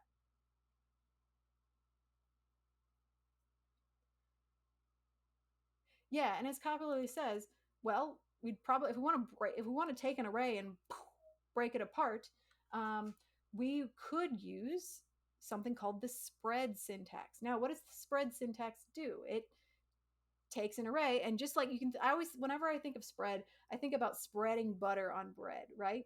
You're taking like an individual cube or pat of butter, it's one thing, and you put it on the bread, and a nice piece of toast, and you take your knife and you just spread the butter across the toast in a thin line. So what you end up with is just the same pat of butter, except it's now spread across the entire piece of toast. So you take that array and you blow it out into its individual components. Um, and spread is a sort of a newer syntax as well. So we'll go ahead and do that. So hang on, my chat is being funky again. 1 second. Sorry, chat is flashing randomly sometimes, like on my personal stream monitor screen. Chat is having a fun time. It's just like party chat. It's flashing. Anyway, so we've got function min max here, passing in the array. So I'm just going to go ahead and return. Again, this needs to be formatted as an array, so we want to make sure we're returning an array. The array is going to have two elements. The first element is going to be math.min. And then, yeah, we can use spread syntax, which is denoted like this. Take our array, spread it out into its individual components. And then math.max. Take that and the same array and spread it out. So theoretically, this should work. Yeah, Coppola says, I made the mistake of not using spread and wondering why math.max was giving me an error. Right, yeah, and that's a very easy mistake to make, as you think, oh yeah, I know exactly how to do this. I just take my array and do a math.min on it. But you have to remember that it's treating that array as like a single entity, where what it's actually expecting is several separate arguments being passed into the method, like each argument being a single value. Whereas if we didn't spread it apart, it would just be like one single value that math.min doesn't know how to read, because it's treating it as a single entity. That array is a single entity rather than a box containing multiple things. So by using the spread syntax, we can break it apart, give the math.min and math.max the arguments that they are expecting, and hopefully return the right values. So let's test this out. Matthias says, JS is like being in a relationship and you really got to know how it works without telling you. Yeah. All right, so we passed the test there. We'll go ahead and attempt this.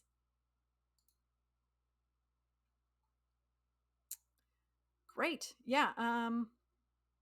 So it seems to be working for all the test cases. So let's go ahead and submit it.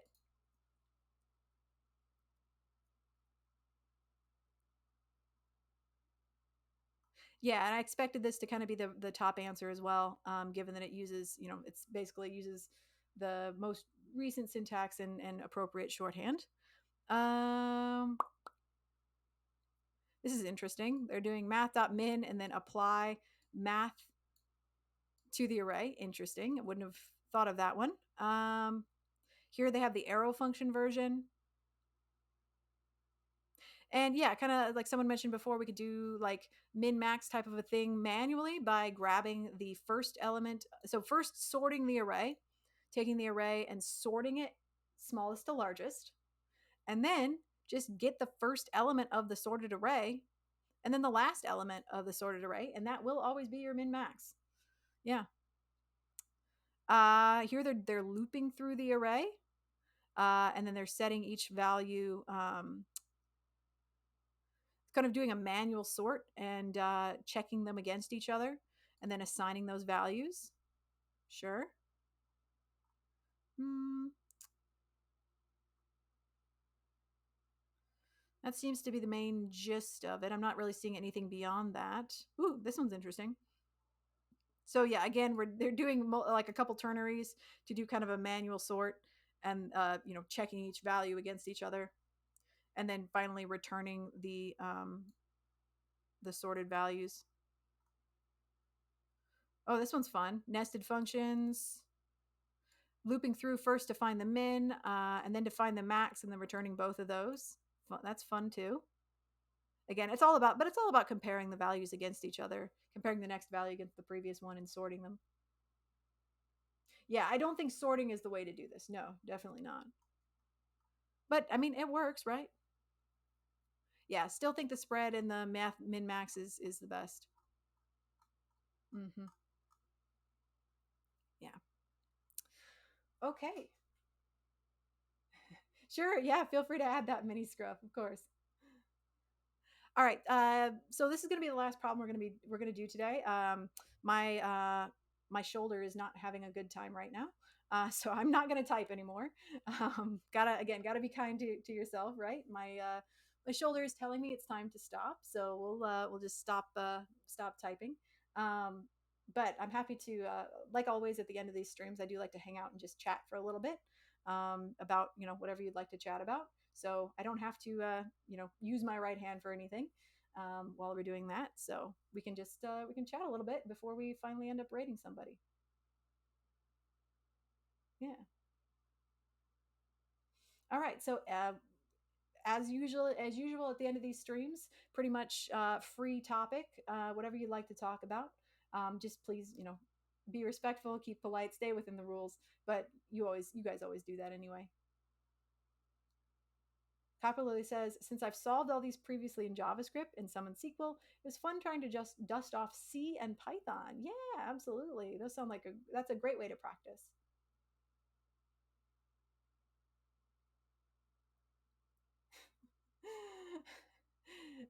Strange. They say, is butter spread on toast as a metaphor for the spread operator in instrument? Nice little SpongeBob reference there. Yeah.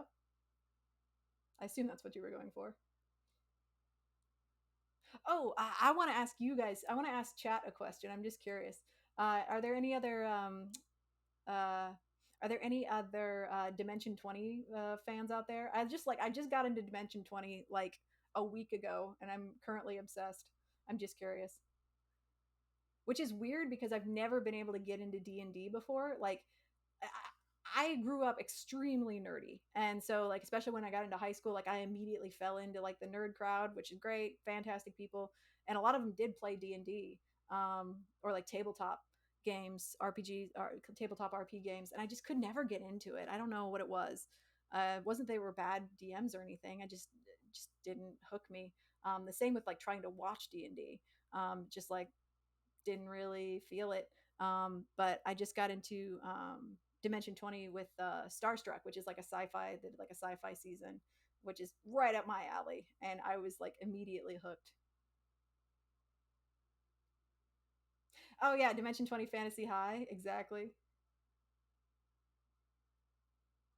Yeah, I'm currently going through Dimension 20 Crown of Candy, which is like way more intense than I was expecting compared to Starstruck. Still great though, absolutely. And yeah, and I've been oh yeah, and I meant to mention I've been a huge fan of College Humor for like a decade. And so yeah, I was already subscribed to Dropout. I love Game Changer and Game Changer and Make Some Noise are fantastic. So many other shows are great. I've loved College Humor for years since I was in college.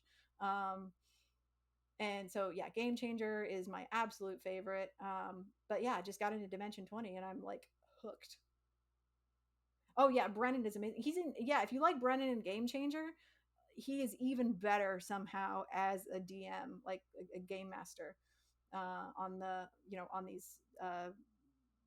these D&D things. And he talked about there was one thing where he talked about he's been playing Dungeons and Dragons since he was like 7 years old, and so it really shows because he's fantastic at it. So all of his improv skills just go into doing that sort of thing. And so yeah, he's great. So yeah, that's my random topic. I was curious if there are other Dimension 20 fans out there. Yeah, Brennan is great. And yeah, all the other folks that play with him are like other College Humor alumni, so they're all improv comedians, and so which means that they're really good at coming up with stuff on the fly. So in an RP setting, they're really good at that. Um, Allie Beardsley is great, and Siobhan Thompson, man, like she's amazing. She loves D&D, and she's a great actress. Pantheon. Okay, I'll write that down. I will say that my mind is a lot more open towards D&D now that I've actually found some D&D I can connect with. Again, it's not that I dislike D&D or anything. I think it's fine. I think it's a lot of fun to tell stories and, you know, to build a game like on the fly. I think that's really cool. Um, so the concept is great. I've just never been able to get into it before Dimension 20. So now I'd actually kind of like to play. I don't know, I know there's like online games that you can find with other people. But yeah, I'll see. Maybe I'll see if I can find a place where I can try it out live or online. Because yeah, it sounds kind of fun now.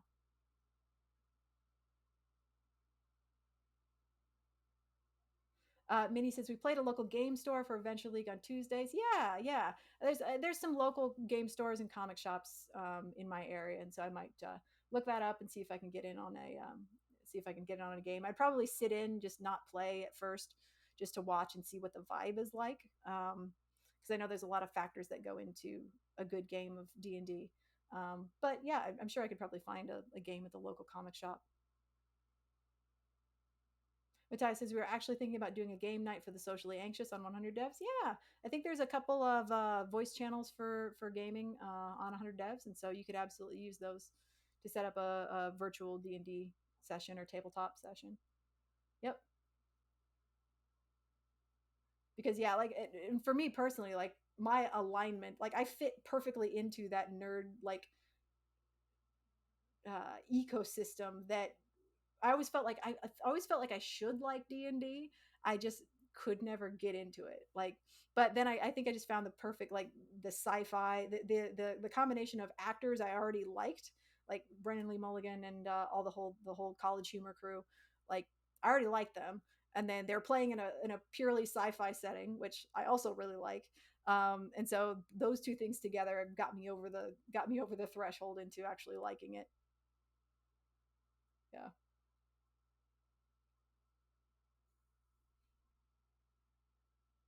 Yeah, Tabletop Simulator. I think so. I subscribe to like Humble Bundle, and I think they've done some sales in the past on Tabletop Simulator. So I'll keep an eye out for that next time they do a pack.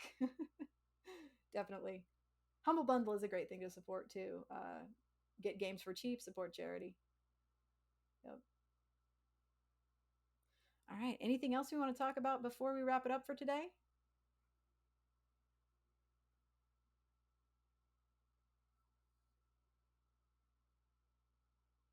Oh, Matthias says, imagine you were doing a coding assessment with me, and the first thing I type is return something. Red or green blood. I might.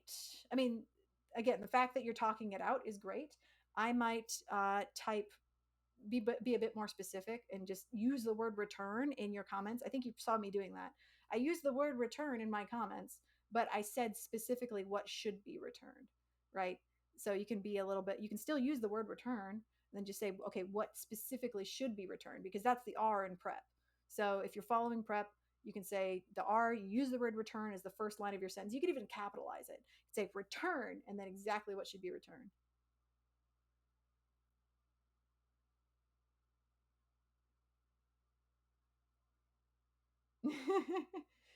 Yeah, JS packages are sometimes a little bit annoying. That's true. Not gonna lie.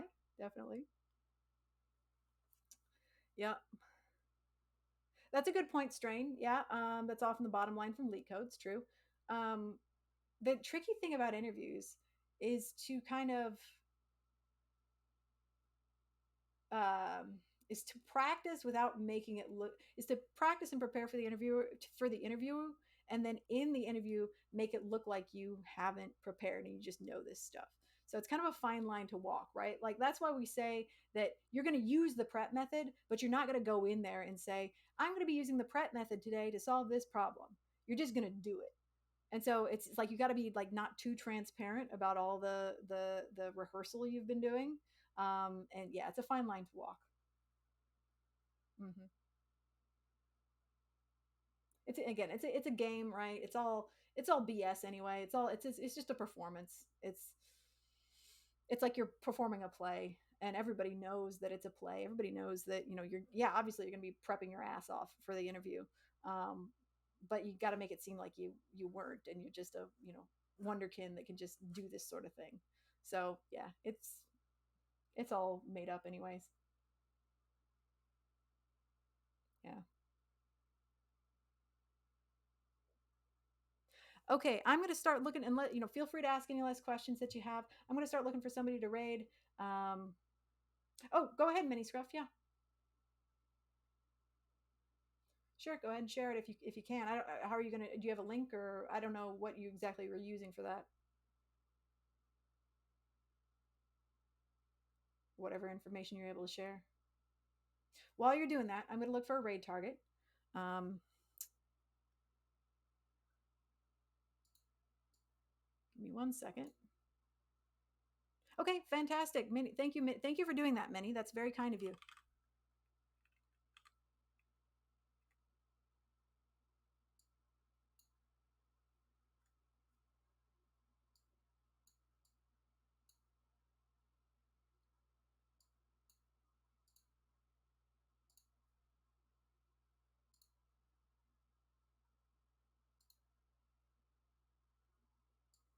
All right.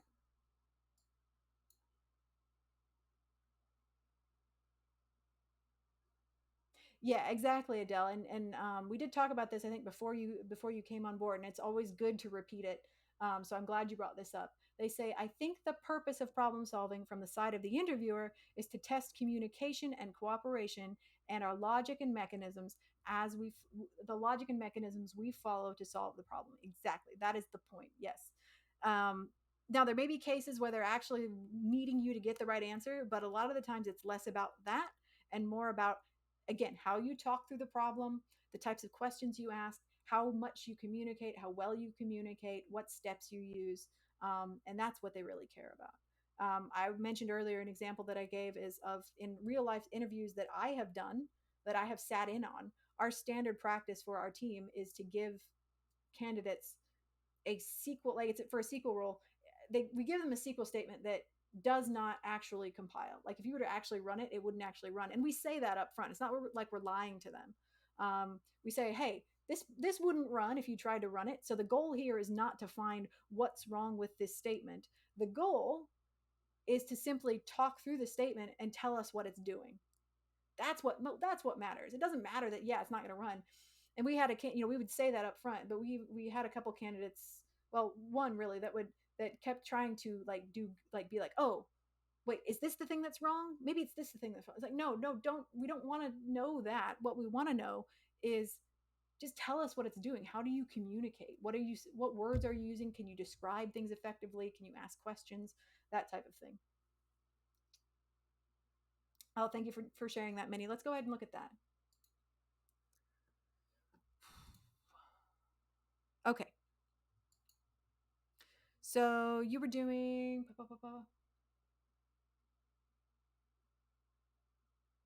For my code, it does look like the built-in is quite a bit slower than my for loop method. Oh, interesting. Okay. And of course, sorting is terrible. Yeah, yeah, yeah. So your for loop method. So let's just look at what you use for your for loop. So yeah, you're essentially doing looping through the length of the array. Yeah, and essentially just resetting the minimum value if the current value is lower than the previous minimum. Sure. And doing that. Yep. So you're doing essentially both at once. And yeah, that makes intuitive sense. If you're doing both comparisons in the same loop, it's probably going to be faster. Yeah. Okay. I appreciate you doing that. And you got some test cases there. Okay, so here's the results. Wow, you did a lot of comparisons. No, that's absolutely true. We shouldn't necessarily trust what might be intuitive when we're looking at something, because that's not, computers don't think the way that we do, right? And so, yeah, we should always test with empirical data whenever possible. Mm-hmm. Yeah, this is cool. Thank you for doing this. I'm gonna have to try this myself at some point. So average time, I'm seeing, yeah, okay. I'm seeing that the lowest value here, which I think is what you were saying, I'm seeing that the lowest value was the single value, so the for loop that we looked at. Mm-hmm. So single value for, oh, it was this one up here. I was looking at the wrong one. Sorry. Yeah. So no, that was the one I was looking at. Yeah. Uh huh. Cool. Okay, great. Yeah, that's very cool. So next, so single value for, followed by single value. So, okay, so single value, sort of values for. So 100, I'm looking more about this. Okay, so 100 items for, if we compare the 100 item, 100 value arrays, we can look at items built in. Yeah, wow, okay. So as we get to larger, if I'm looking at like larger arrays, because that's where you're going to get the biggest variations, right? As your data sets get larger, you're going to see larger and larger variations in time execution for these types of things. So if we're looking at the 100,000 arrays, 100 item 4 is definitely faster. Yeah. Versus the built-in methods in the sort. And that trend, and also too, when we're looking at these types of comparisons, we want to see if the trend holds up, right? Because there could be some data that's just anomalous. Maybe at a particular point something gets briefly faster and then slows down again. So here we can see the trend continues at 1,000 items. So at the 1,000 mark, the for loop is still noticeably faster than both the built-in method and the sort. So at both the 1,000 mark and, sorry, at both the 100 mark and the 1,000 mark, it's still faster. So the trend seems to hold up. Yep. Yeah. Mm-hmm. Yeah. So yeah, you're right. It holds up at all three levels, right? For very small, for larger, and for very large arrays, it still works either way. Yeah, and overall, yes, you're right. At small arrays, it doesn't matter. It doesn't matter what the heck you do, but it is empirically, it is still interesting to see that not only does this work for small arrays, it also holds up at larger values too. Mm-hmm.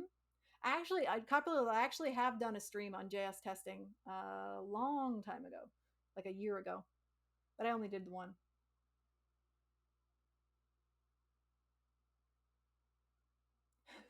Matthias says, I just love when Mindwolf nerds out about databases. Man, you show me data, like, yeah, I will be an absolute nerd. I love data. It's my day job. I love it. I want to look for trends. I want to see whether something is anomalous or not. Yeah, show me a spreadsheet and I'm happy. I will, if you give me like a raw spreadsheet, you better believe I'm going to dive in and start formatting that thing. I'm going to be throwing out some pivot tables. I'm going to be like, all up in that business.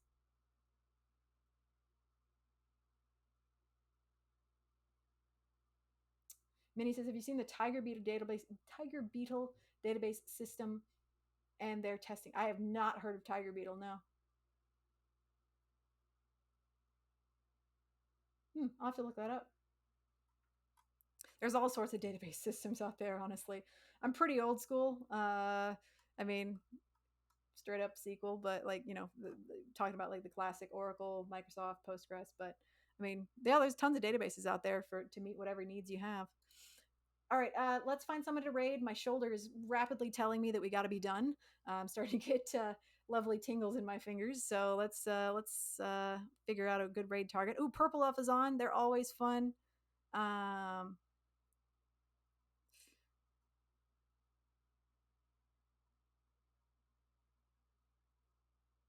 Spreadsheets of RPG character builds, always fun. Yeah.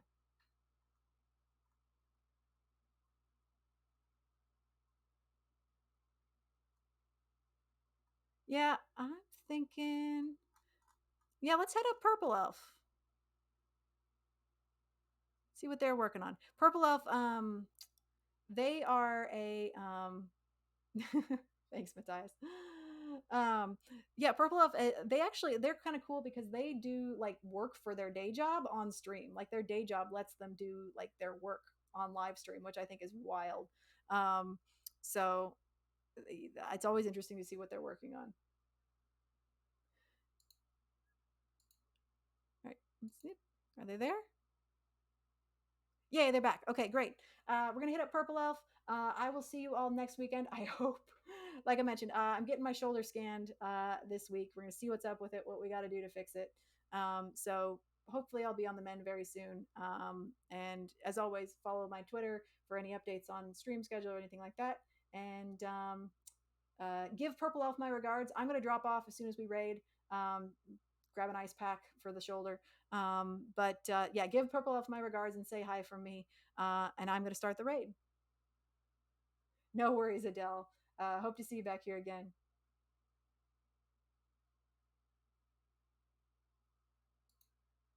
All right, raid is starting now. Raid will start in 10 seconds. Thanks, Layla. Alrighty, bye bye.